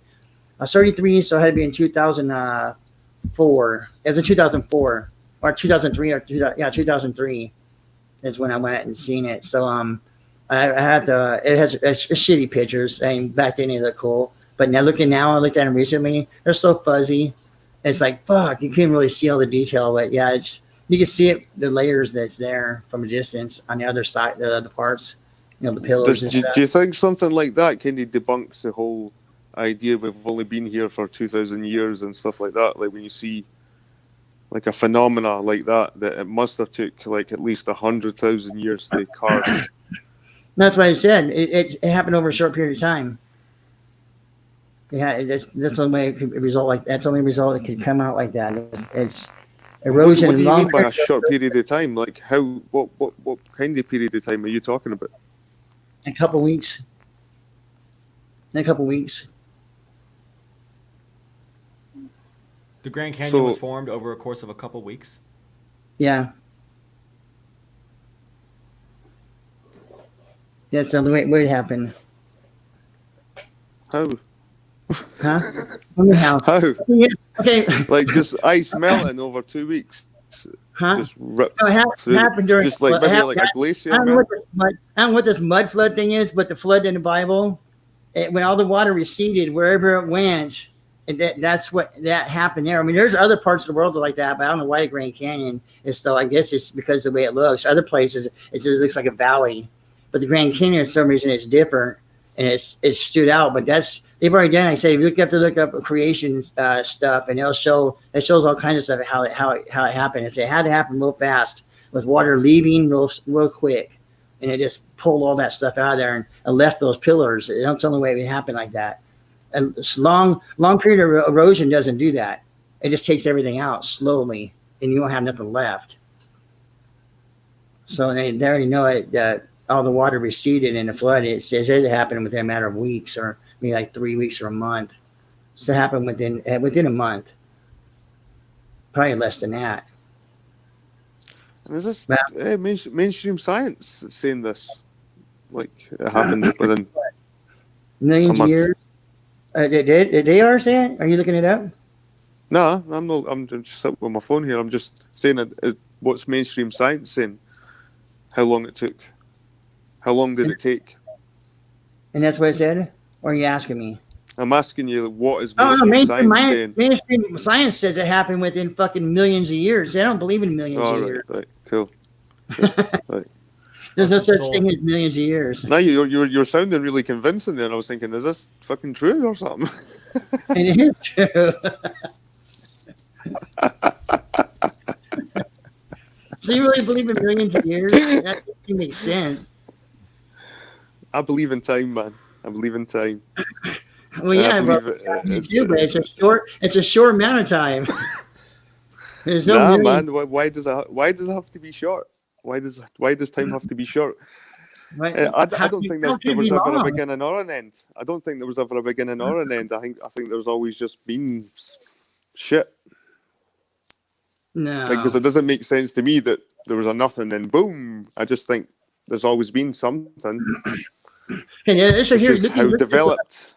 Now, my mainstream science is saying this, that because remember back in the 80s and stuff, before all the DNA stuff, they used to have their little carbon dating, and they used to just tack on a million years, like 150 million years. They just said whatever the fuck they wanted to, because who's gonna test that? Well, now DNA is verifiable. You can you can get stuff yourself, just some equipment, and to be able to check and do tests on stuff and be able to tell how old something is. Well, now they've been going back with all these bones, all these stones. This is rocks and stuff. They can't find nothing over 10,000 years old.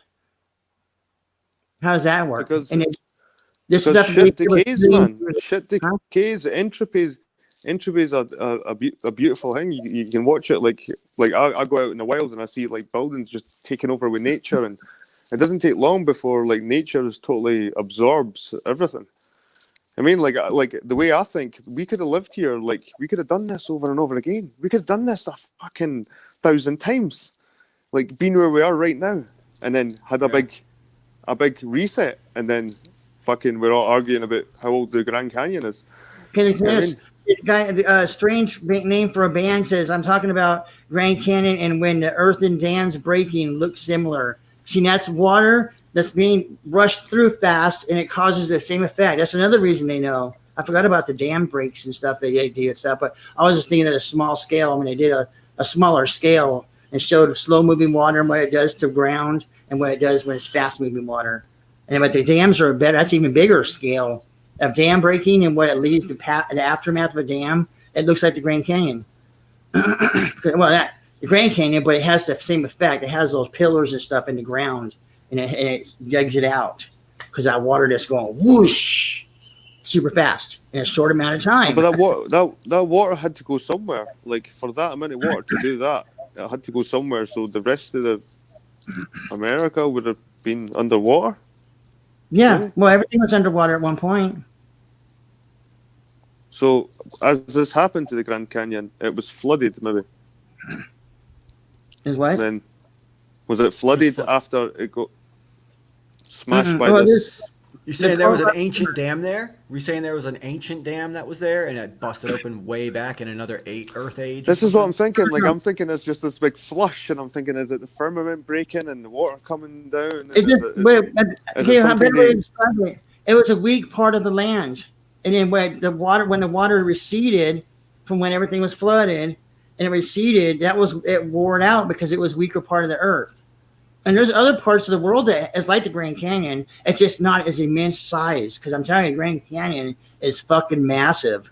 But they have other parts of the world because when the water all went where it went, and then you have those. I mean, I said it's all over the world. It's just not as noticeable, I guess. And they've got the other stuff from yours. You can see cities that are in certain layers of land. I mean, that's how that got there.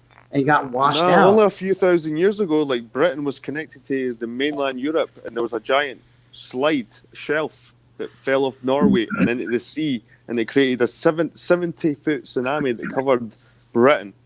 And Britain was connected. This is why Britain's got shallow coastlines. We got so much fish because we got really shallow coastlines, because that was the edge of our coast at one point. And you can see on Google World Maps, you can see how I got it shallow. out. I'm obsessed is, with and that was a massive flood, and it was only a few thousand years ago, and that could have affected other parts of the world as well, like North Yeah. America. See, a couple so- thousand. You're thinking millions of years. It's only a couple thousand years ago that all this No, stuff I'm happened. not thinking millions of years, man, but I'm thinking time. I mean, I'm not thinking 2 weeks. Put it that way. Now, what's strange is out in these desert areas, and it's not just in American West, but in parts of Europe even, and in parts of all throughout China and Eastern Central Asia, all those plains lands out there. These freaking mudflood type channels, they're going in on their little Google Earth map or whatever and zooming into these big desert areas, and they're finding entire cities with surrounding little cutesy suburb cul-de-sacs and stuff, street layouts for that sprawl for miles and miles. And it's like, was there once a fucking city here, or did someone already have all this completely fucking planned out and aborted their mission on building the actual city there? Or what's going on here? Or is this some kind of Westworld shit where people used to exist there and then they like wiped that out and said, all right, now let's start people living over in California or in New York or something, and they just shifted locations of their map and shit? Like, what's going on? Why are there these fucking entire cities laid out in the middle of these deserts, even in China and shit. And China, they actually have built future cities that they expect people to go to. So they're like expecting some kind of a reset. So, Yeah. well, how are these fucking little cities? Even with the little suburbs and the little area for like a park, dog walking area, you know, Really? little roundabout little street ends for the little suburbs that are on the outskirts and stuff. Yeah, like fully elaborate fucking city grids and shit, man. But there's no buildings. No buildings. And some of them, even the streets are even named. Now, those are the ones where those probably were building projects in parts of California and stuff like that. But when you get out to the middle of the desert, out in the middle of nowhere, there's an entire thing that's like the size of Indianapolis or fucking Chicago. Just a whole city sprawled out streets. It might be just an abandoned city, town. I noticed a few of those in Arizona. There's a few of those in Arizona. I've seen those. I've seen those. Yeah. I didn't look at maps. I mean, you drive for certain areas up north, and then you go off the beaten path, and then all of a sudden you see like, what the fuck is this? And it's just a barren waste. It's just a ghost town. Is basically what it is. It's What is southern Arizona. It's just it's a town that was there, and it just dried up. Most of it in Arizona was mining. They had mining towns, and then they would once they mined everything, they left, and they just left everything there. It might be the same thing over there in China. They were mining or something, and then you got to have to be able to house everybody. But yeah, but there's no traces of houses or wood or anything like that. It's just. I have to look at that. I have to study that a little bit, but I've never seen that stuff. Yeah, and it's all detailed too. Like it's planned for a city of today. Like with the suburbs around it, around the edges and everything, and the highway system built right through it. But just no markings, no asphalt, nothing of that. It's just dirt paths that are all gridded off with this like a big clover design, you know? But then they don't build cities like that, so they start in little sections. They wouldn't do the whole massive thing at once. Yeah, because you're already limiting yourself to exactly what it's going to be. Uh-huh. Yeah, because they're doing some That's new scary. That's scary, though, because what if that's the fucking plan? What if there is a reset planned, and these little desert cities are going to be... and they're going to populate it with a bunch of, like, 11-year-olds who don't know anything, except for what the granddaddy government isolates them and tells them. And they're going to start creating these little dystopian pockets and shit. round ice skeptic like that. I think that'll be happening in America first. Communist, But it looks fucking, it. communist, fake, false flag resets with Nah, fucking I isolated pockets. I've been saying it, man. I think fucking Trump sees America as the republic, and I've always said this with Rome. Rome was a republic, and Rome had a senate, and Rome had a dictator who was Julius Caesar, and he became a dictator because the country was fucked. The country was fucked, so he had to be voted in as dictator, not as tyrant, but as a dictator. And I think they're using. I think they could be edging that this way. I think they want some kind of civil disobedience, some kind of civil war, whether it's fake or real. God knows they want it anyway. They want it on the news. They want people to roll on Trump to take action because Biden's too trembly, old, and weak, and fucking fragile, and there's riots in the street. There's people being shot, and I don't they need know. In Trump. America, I don't know, in America, the culture here is not let's fist fight for revolution. That's just not the culture here. It's not accepted because it quickly turned into just a complete bloodbath. I think over in Europe where the people don't really have guns and stuff like that, and they actually do organize in big mobs. I feel like that's culturally it still works there, but in America it's too diversified. It would just turn into a gang war, and there'd be guns. Just it'd be all. I'm trying to figure out how we have a civil war, anyways. Because who's fighting who? Is it the liberals and the I conservatives? know. Or is it It's this really- race it's versus really that race? black and Or is white. it- where is the military? Why doesn't the military stand in and say, right, we know what the fuck's going on. We know Trump is the best for us. This is a military coup. That's not their job. They're there on standby to do what Because- needs to be done. When Because Because they we believe don't- in American we don't Constitution want to and go to liberty. war. That's why. We don't want to go to war in the Middle East again because Trump was pulling us out the wars and blah blah blah. Kind of like, why can't there be a military coup in America? Has that ever Well, there- happened? Like we see it well- in these other countries. no, It would be because I'm just it would be saying that's scary. a suggestion. I'm just saying it's another option that America could fucking go down. If you've ever thought about it, it could be a military thing. Well, I don't know. That, Well, doesn't it I don't came know in- though because we have the guns and I know you said like a tank's going to take out my little rifle and stuff like that, but it No, would it's just be gonna be seen as an too- immediate like military takeover tyranny, and America would snap. And it would be everybody versus the government. What if the left gets so aggressive that Trump won't move, that they start becoming armed and then the military have to come in to get rid of these guys, and now you military suddenly got a won't- I don't think- military dictatorship sort of thing. Well, The see, military- when the military gets involved like that, that's when the martial law is declared, and that just changes the whole game. And that then when you do that, Issa, I keep wanting to say Issa. I'm sorry, Issa. When Issa, he probably knows this. when martial law is declared, basically the Constitution's out the window, and it's basically a free for all, and all these politicians and all these people can do whatever the fuck they want, and you don't want that. So you don't want to do martial law until it's. I mean, it's not even really Big Mac Miller Lite said it almost happened in the 40s. Yeah, but it didn't. But I'm saying when it does, everything goes out. The Constitution goes out the window because 2020 you're didn't overriding surprise that. you, man. You're overriding Honestly, that. this has been a year of fucking like big surprises, and See, I well, would just keep your guard up, because I think something like that could happen, man. I'm just saying. Military versus the people. No, It might turn that way. And what's scary is, I didn't realize too, back in the 90s, I noticed this, that when they were pushing people from other countries, that they get instant citizenship when they join the military. Right? So now you got an armed military that's not even from this country. And you can get them to turn on the people real fast versus the countrymen being in the military. Right? Well, how much money is Trump put into the military, and how much would Biden invest, or would he even cut the military? Democrats Like- always go huge on military because it's a chip on their shoulder, because it's always been seen that the Republican Party was the warmongers, and the left always wants to outdo them and flex their American muscle.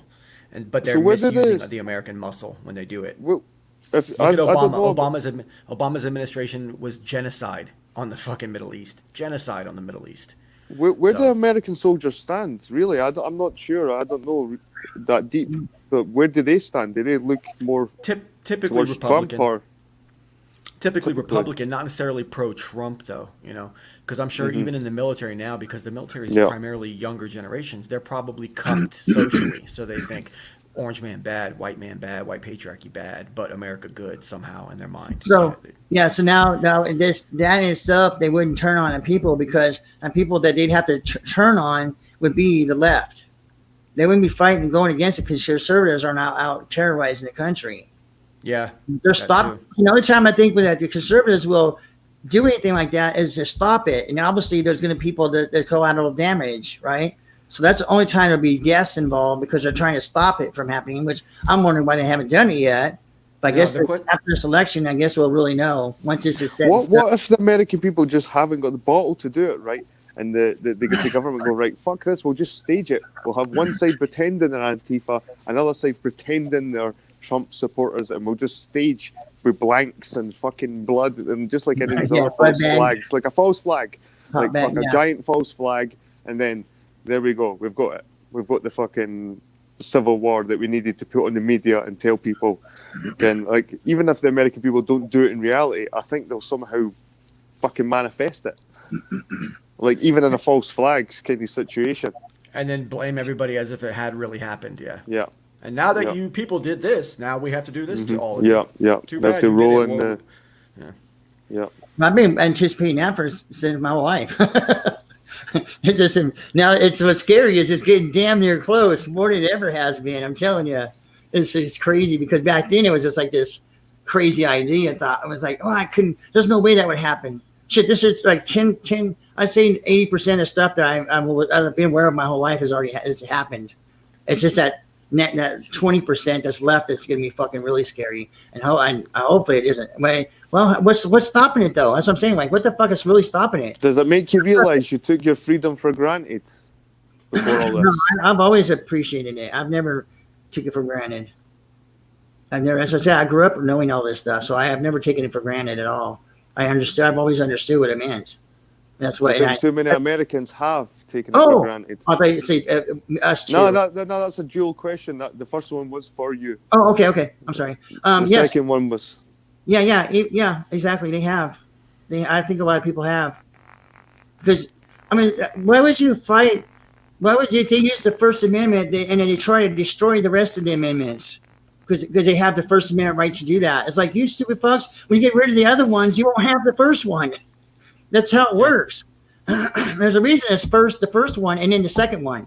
I mean, I always focus on that, but the other ones follow through with the first and second one, with the the Speedy Trial stuff, the right to remain silent, because the rest of a lot of other ones have to do with court and the law and the legalities of all that. But the first two, that's why it's always the most. Well, actually, the first four or five, but yeah, but the last ones protect the first ones. But if you get rid of the last ones, you ain't gonna have the first ones. It's like, See, now- you don't understand that. The Civil War that could happen, would it be? That's the question. Would it be left versus right? Would it be people versus government? Would it be whites versus non-whites? Would it be Yeah, that's why I'm trying to figure immigrants out. versus natural-born citizens? What would the conflict be over? That's the problem, Because right now there are a lot of people that are kind of centrist or have crossover views, like. There's a black guy who's married to a Spanish woman, but he works as a construction guy, so he has all Republican friends, and he's a Republican, and he understands how we need capitalism. Would the war be capitalist versus communists, or would that is capitalist versus communist basically right versus left, anyways? Yeah. There's too many gray areas, and that's what I was trying to get at earlier, is that now that everything is so jumbled and intermingled, it's almost like it has to inevitably be society versus a government. And would that government use the military branch as the weapon against those people or not? Yeah, Possibly. And like what I was saying, the left are the ones in the street causing problems in the street. So if the military did take action right now, it would only be against them. And I think if just say a hypothetical situation like Trump fans with all armed to the teeth started shooting at Antifa, and Antifa started shooting. There was like some gun battle in the street somewhere. I think if Trump sent the military in, it would be get rid of both sides. well, Can yeah, kill both sides even. And when you Yeah. start doing that, that's when I think the people probably would turn. It would be the people against the government because they're killing both sides. Mhm. That would be a way to turn the people. Well, that could join the people and in a united cause. if it became people versus the government, is that not a chance for a military coup, which will inevitably become oppressive, tyrannical Yeah, communism? yeah, Anyways, because the public wouldn't win anyway. there'd be some warlord that would have to be leading the charge, and that warlord would take tyrannical. Yeah, listen, guys. This is why they will never use bombs and stuff, Jed. You're saying about the tanks because they had to cause us too much damage. Because they already learned from World War One and World War Two the massive annihilation of Europe. They learned. I mean, look how much they had to rebuild and how much was lost. They didn't want to do that. It's massive money. Reconstruction contracts is massive money. No. They love destroying parts Yeah, of the but- world just to rebuild it again. But it's too much. Look at that! redevelopment. Yeah, look at that fucking. Redevelopment here. What was that latest one? The big Libya. ass bomb. The Libyan, The Yeah. Libyan fireworks. the Boom. Lebanon fucking Lebanon. eye. And now all that's going to be fucking cruise ships, Contracts a port fighting over dock. that shit. There'll be massive companies fighting over the contracts over who builds the new dock, who gets the new contracts, who gets this, that, and the next thing. Because that was kind of the sort of port of the Middle East for the Western world. That place, it was really underrated. It kind of was unspoken, but it was an important part for the Western world. And I think they're just redeveloping it. It was getting a bit busy. It was getting a bit old and shitty. I mean, just blow it up and start again. I Money. think did I cut off Vlad? Did I cut you off, Vlad, in the middle of your thing? No. Right now, or Yeah, earlier. like just now when I started blurting about this Libyan bomb thing. No, it's fine. But Okay. the thing is this is my theory. My what I've seen that with World War I and World War II, that so they've learned that they don't want to destroy the cities because they have to rebuild it, and there's too much new development here for them to do that. And with chemical weapons, they don't want to do it either because they learned from Iraq the first time in Iraq, there's parts of Iraq that they can't even go into because of all the chemicals. It's just decimated cities, and they can't go back. They tried to, and it's just everything is just destroyed. It's so fucking toxic with all this chemicals laying around that they can't do it that way because then you're a wasted city. So that's why what they have to do is have people willingly give up their rights, and they come in and take people out. They come take people out. They basically people are running to it. They're running to their own annihilation. So there's no fighting involved. That's what they're trying to get to. So, but the thing is, there's too many people with guns. That's not going to allow that. They just can't go in there and start taking people out of their houses because there's too many people have guns, and even more now. That's why I was tripping out, Jay, when you said like you're trying to sell guns because, yeah, I'm fully aware of all that stuff, and it's so weird to think about that. How the fuck? Yeah, because that's like skyrocketed. The gun sales has just gone off the charts. In the past few years, in the past couple of years versus prior years. So that kind of blew my mind. It's like, well, hell, how's that even happening? And that's benefiting their cause because I said I'm looking at it like what I said. They're waiting to have people willing to give up everything and say, okay, here I am, take me out instead of fighting because they don't want no fighting. At least not with artillery and stuff like that, because they're going to destroy everything. They don't want that. And then I was thinking too, okay, if the Jays, Jays own everything, right? That's the theory. Well, who owns the gun companies? Why haven't they shut these gun companies down? I've been wondering that too. I just stopped selling them to the public. Like well, there's how you fix the gun thing that they're crying about, but they don't seem to be doing that. They just want to change. There would just be a black market though that they couldn't control, like because guns are quite easy to make. There's no electronic parts in it. It's just all moving sort of mechanical I know. parts. I'm studying how to do that. I'm gonna make my own. So you could easily make your own shotgun, probably. Yeah. I'm studying. I've been watching a bunch of videos on how to do that. It's real super easy. All you need is a good sturdy pipe, a good solid pipe. You don't want a flimsy one, but a good, pretty thick pipe, a thick wall pipe. And I think it's a bit like the idea with drugs. It's like legalizing drugs, like the government takes control of it rather than a black market happening. And it's the same with guns. They've just legalized guns, so the government controls it rather than people making pipes in their fucking sheds. Yeah. Or buying stuff from abroad, from Russia, or importing. But they keep track of it too. They keep track of it that way. Yeah, you're right. But I guess that answered my question about that. But yeah, so but that's my theory and my understanding of why they won't come in and just start killing people like by the masses and bombing shit. They don't want to destroy it. They just don't. There's too much. It's too new. Like I said, over in the other parts of the world, there's stuff that's really super old, things like that, and it doesn't really matter. So they just go and cause all this havoc, and then they just go in and rebuild it. See, I've watched all those World War II movies and stuff, and it's just sad to see all those buildings blown up, all those ancient buildings. And it's just some of those things were there for thousands of years, and they're gone now because they went in there and fucking bombed the shit out of it. It's like, fuck, that sucks. It's like all gone. It's like a brand new city now. So it's pretty, but yeah, that's just my thoughts on that. Like Berlin got fucking totally destroyed. Berlin's practically a brand new city. I'm quite lucky because where I was from, Edinburgh, like it hardly got hit with any bombs. So we've got a lot of our ancient buildings still standing. I think Hitler quite liked Scotland for some reason, which is weird. I think Hitler had a weird thing with Britain, actually. I don't think Hitler even wanted to go to war with Britain in general, to begin with. Well, Ireland were neutral. All he wanted to do was take back. He wanted the land back that Germany had. He felt they rightfully had because whatever land disputes there were back in the times, Germany had their thing in World War I. They want to kick some of that out. And that's all he's trying to get that back. That's what it's all about. And then all of a sudden, he was kicking out the Jays. He's like, you got to go. If you can't be part of us, you're out. That's all. You know what was crazy, Vlad? Ireland were neutral in the war. Ireland were neutral. Yeah. They weren't on any side. And that's fucking pretty crazy. That's something you don't really get taught at school.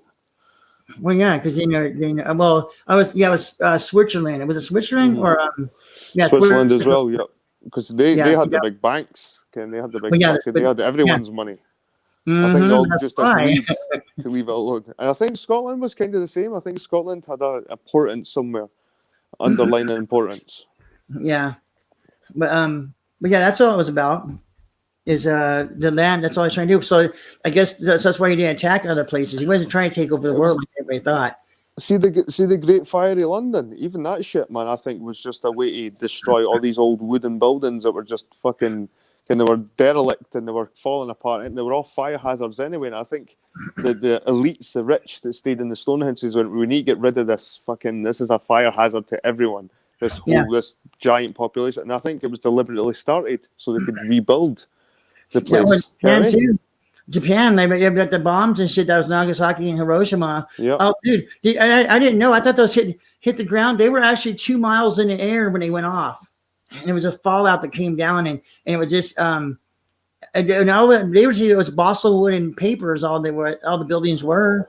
Because the ones that weren't, the thicker ones, they were still standing. I mean, you can watch video of that shit. It was just some sticks around and it's a couple little buildings when the rest of it's gone because it wasn't really no structures. Well, the fact that Japanese had shit buildings added dramatic effect to the bomb.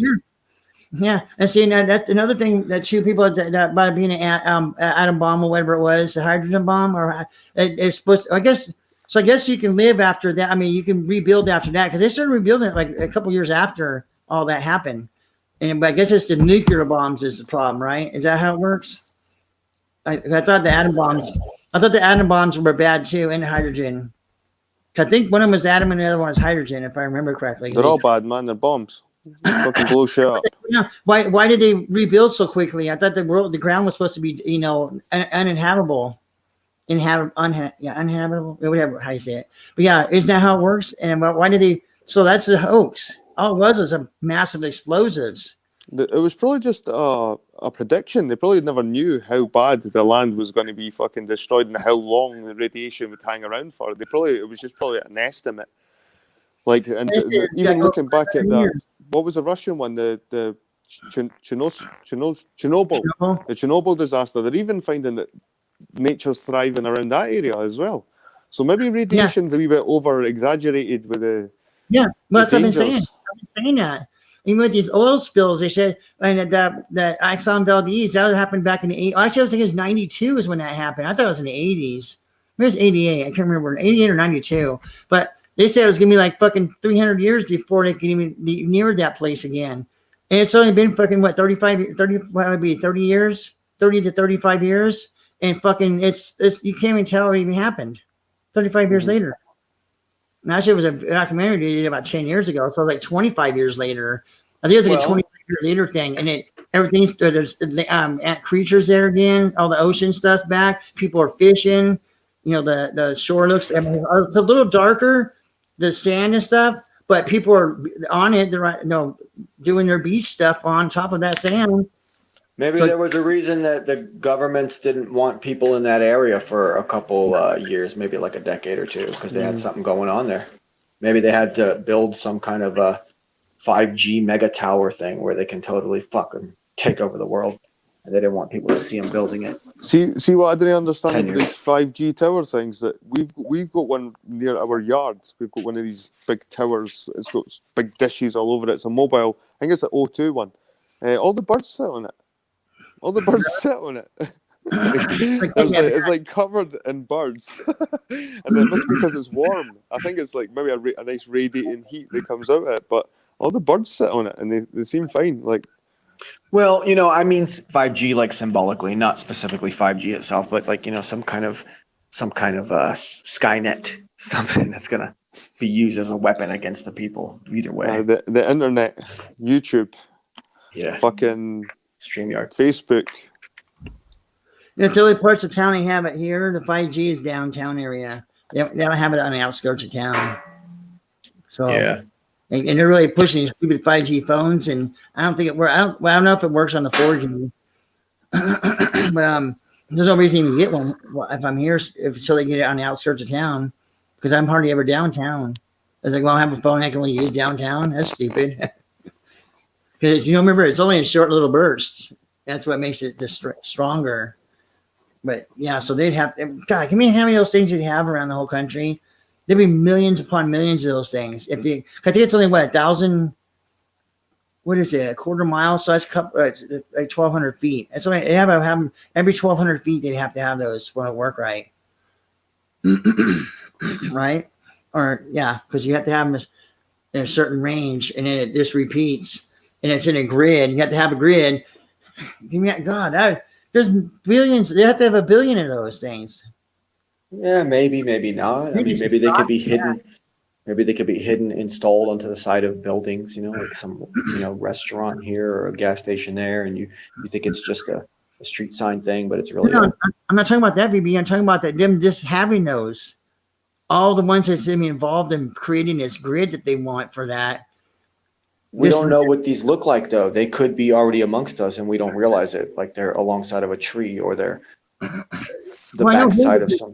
They had it on the news. I watched it. I happened to catch it on the news, and they were, crying about it and stuff. And that's what I say. They reassured everybody. Oh, it's only downtown. There's none on out. Well, there's a certain area they had. I said it's just right here is where we have 5G at right now. It hasn't. It's like to 2022 before they start expanding it outside of downtown. That's what I'm getting at. But I'm just saying, all these cities, because it's only me mainly in the cities and a little bit on the outskirts. So they'd have to have it every quarter mile, one of these things. So imagine how many of these devices that they're going to have out there once it's said and done. That's like billions of them. You have to get, you have to put some stock, get some stock in whatever it is, the stock in that, I don't know, one of the materials made for that, I guess. Is that the real Daniel Pratt or is that somebody's having Daniel Pratt? I wish, that sucks. You can't even fucking go. It's either report or block. What kind of dumb shit is that? Yeah, I know you can't actually go to channel anymore. And even when you search channels, you can't even find half of them. Yep. Yeah, when's Daniel Pratt going to jump on? Never.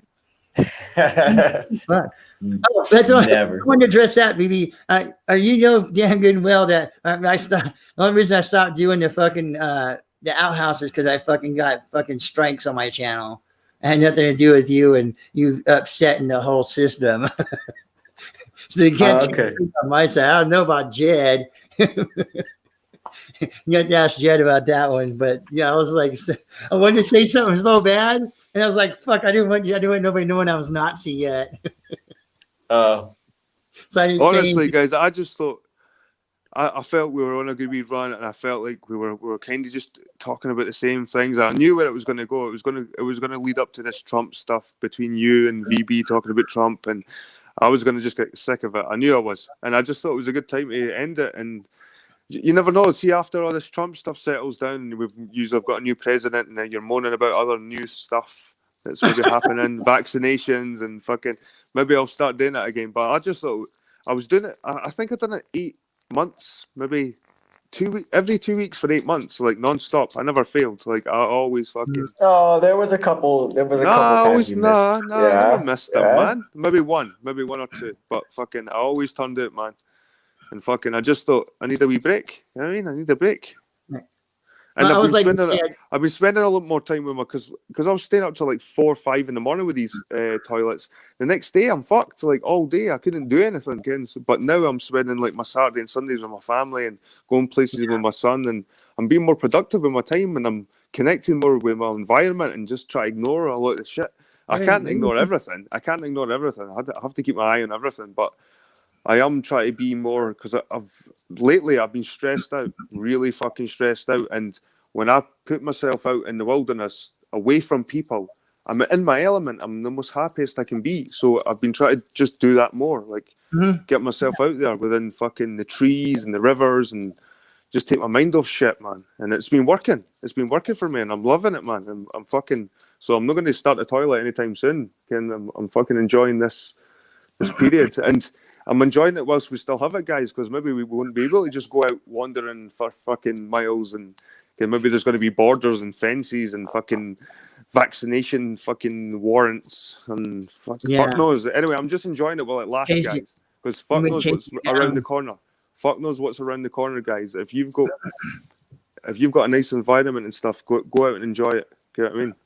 Yeah, I just got a hold of some fishing equipment, you know, a bunch of tackle and stuff. So when I started studying, because I've only used a hook and a worm, and I'm thinking now why I never catch it. I've only caught one big fish. I caught a 9-pound catfish, but other than that, I've never really caught anything. So I'm thinking I'm realizing this because I wasn't using tackle. Because I started looking at what tackle, what the stuff I had, and how to use it. I was like, holy shit! I was like, this is how they're catching all this stuff.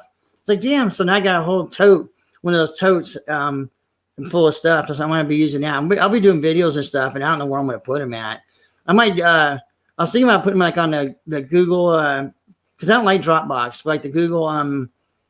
Nah, fuck that. Put them on YouTube, start a whole fishing channel, and get monetized and get paid and get revenge on YouTube by getting money off their dumbasses.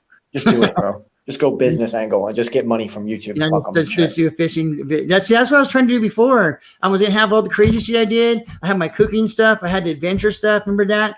I had it all separated, but it was just so much. As like fuck. So that's why I was trying to just put it all on one channel, but that didn't seem to work because then I got a strike on it for something else, and I got rid of the other stuff. But yeah, Just do the fishing channel and, you know, have your character to it. You don't even have to necessarily show your face or nothing, but like, you know, have your you're getting good with doing like graphics and intros and video tricks and stuff. So use all them skills and make yourself a fucking little fucking viral stupid fucking fishing channel and shit. And just, yeah. But like desert guy goes to the coast or the Gulf and fucking learns to fish. How about that? That's basically that's basically what it is. and get real intense with your coverage of like what tackle you're using or this, that, and the other. I'm telling you, man, there's gonna be someone out there that fucking watches it, bro. Yeah, like I said, I've been watching the videos and to check out and see how these things were used, and I was like, there's tons of videos, and they're fucking popular as fuck. So they're very informational. That's why I say I realized, wow, this is why I haven't been catching fish. And, you know, and the funny that's the story about the catfish. It says it was as big as my elbow to my hand. So it was 9 pounds and like 9 pounds 3 ounces, just like that. But I had a little hook, man, a little bitty hook like that big, and it had a worm on it. I was trying to catch a smaller fish to catch the bigger fish. And then I got hooked. That fucking catfish got on there, and I was having a hard time getting it out. I didn't have a net for it, so this guy that was standing there helped me get it out. And he pulled the fucking hook out. He was just flabbergasted because of how tiny that hook was. He's like, "How the fuck did you get that big ass fish with this little tiny hook?" I'm like, "I don't know. It just happened." That's how you got the fish, is because the fish didn't see the hook. So a little hook is good. Because I barely even threw it in, and as I was pulling it in, I was like, "Fuck!" I threw it in the wrong. And see, what's funny is I threw it in the wrong spot. I thought I was trying to throw it way out, and it got caught. I didn't hold that throw the string right, the line, and it fell too close to the line where it had a bunch of grassy stuff. And I found that's where catfish live, anyways, or they linger for that, right? Like all hidden. So I guess I got right next to him, and he just he caught it. I mean, I was literally pulling it out of the water, and he grabbed it. So I was like, what the fuck? Yeah. So that's how. But everything else, I have had such a hard time catching fish. Well, in popular fishing holes in areas where people tend to fish, the fish get smart to the bait and they stop biting. So you have to find your own special spot, you know. And I think that it kind of generationally gets passed down too. If you go to like a popular lake, like those fish won't bite anymore. Yeah, well, yeah, but it's it's coming from the desert. And there's a couple lakes here in Phoenix, but it was nothing to write home about, I guess you could say. So coming out here to the Gulf, I just fucking love it, dude. And I had that. The lake's only like maybe 3 miles from here. Actually, it's only about 2 miles from my mom's house. That's where I'm at right now. But when I'm at my girlfriend's house, it's we're right by the bay and the fucking the Gulf. We got 2 different places to fish. And as I say, I think if I have this tackle now, I think I can get some fish out there. You got to find your own sweet spot. You got to find your own secret spot. That's all it is. So you got to have some gas, and you got to cruise up and down that all around that coast and get you a spot. Mm-hmm. Yeah, but yeah, there's people who love. They say you can get fish out here all the time. So they say it's plenty of fish. It's just a matter of getting them, tricking them on that hook, tricking them on the hook. That's the big thing. So, but yeah, I'm really excited about that. So I might start doing that. I like the other view better. If you want to put that back, I gotta get back. Listen, I'm not a narcissist. I don't need to be in the spotlight. But yeah, so yeah, I'm excited about that. So I'll be doing videos. I just didn't know where I was going to put them. I just want to have a record of it, and maybe I'll try it and see what happens with the. Well, I don't know. I can't. I did that, man. Not keeping my word. Then, cause I said I was never fucking getting back on fucking SpewTube. Never. And I said I'm having problems with the stupid BitChute. It's the uploading is fucking shit. Everybody's complaining about it. And the only it's funny. It's the only channels. It's seen these bigger channels like the Tim Pool and the High Impact Flicks. I hate them two fuckers. And the channels like that, they can do videos nonstop, but they're paying. They have a fucking membership where they're paying a certain amount of money. I think that's why they're getting that. Once you do that with the free chat, we just do it for free. I think that's everybody that's complaining about that. So they're throttling them back and pushing the other people that are actually paying. I think that's what's happening. But yeah, it's fucking annoying. Like I have right now, I have a video that's processing. It's only 5 seconds long, and like 2 megabytes, and fucking it's been uploading for 3 days now. It's processing for 3 days. Somebody's sitting there monitoring the content right now. Yeah, it's basically what it is. Let me just look at it real quick. I said it's just one little screen. Actually, it's me shaking my hair, and it's, that whole thing I do, and it's what's the thing here? Yeah, it's still fucking processing. It says completely disgusted in seeing fuckbag liberals flocking to the new free speech platforms. Just a matter of time before they destroy them as well. Because they're all over the fucking place. All over the place. Like the Gab and Parlor and stuff. They're just invading them places like crazy. And it's just a matter of time before they start complaining and then fucking they're kowtowing to them too. And they'll fucking cucking out. And fucking they'll start Silencing our side. Yeah. Banning people, blocking shit stuff. Which they already do. Well, yeah, well, Gab, they do the channels.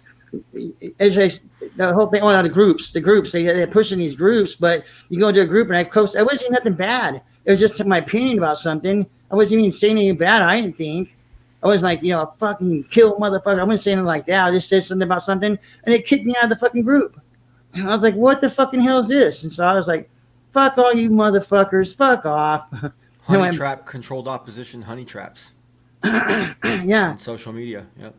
Yeah, so I just don't have the Gab now. Because the farthest most people are going to go is to go onto social media before we actually do a bloodthirsty revolution in the streets and shit. So if they can throttle and control and delete social media and keep silencing Daniel Pratt and Vlad and myself and oh, I just realized now why when you were running off the fucking if you've been monitoring my fucking BitChute, I know why now you knew who it was. In the beginning you said you think you knew who the fuck it all fucking no regrets or I mean, you did that a long time ago. We talked about that, remember? Yeah, that's even on my BitChute channel right now. Oh. That just dawned on me. I was like, that's how you fucking knew that. No, it was you had a YouTube channel a long time ago. Yeah. That was fuck it all. And I said, no, the correct line from the song is fuck it all and fucking no regrets. Yeah. And fucking no regrets. Not no fucking regrets. Yeah.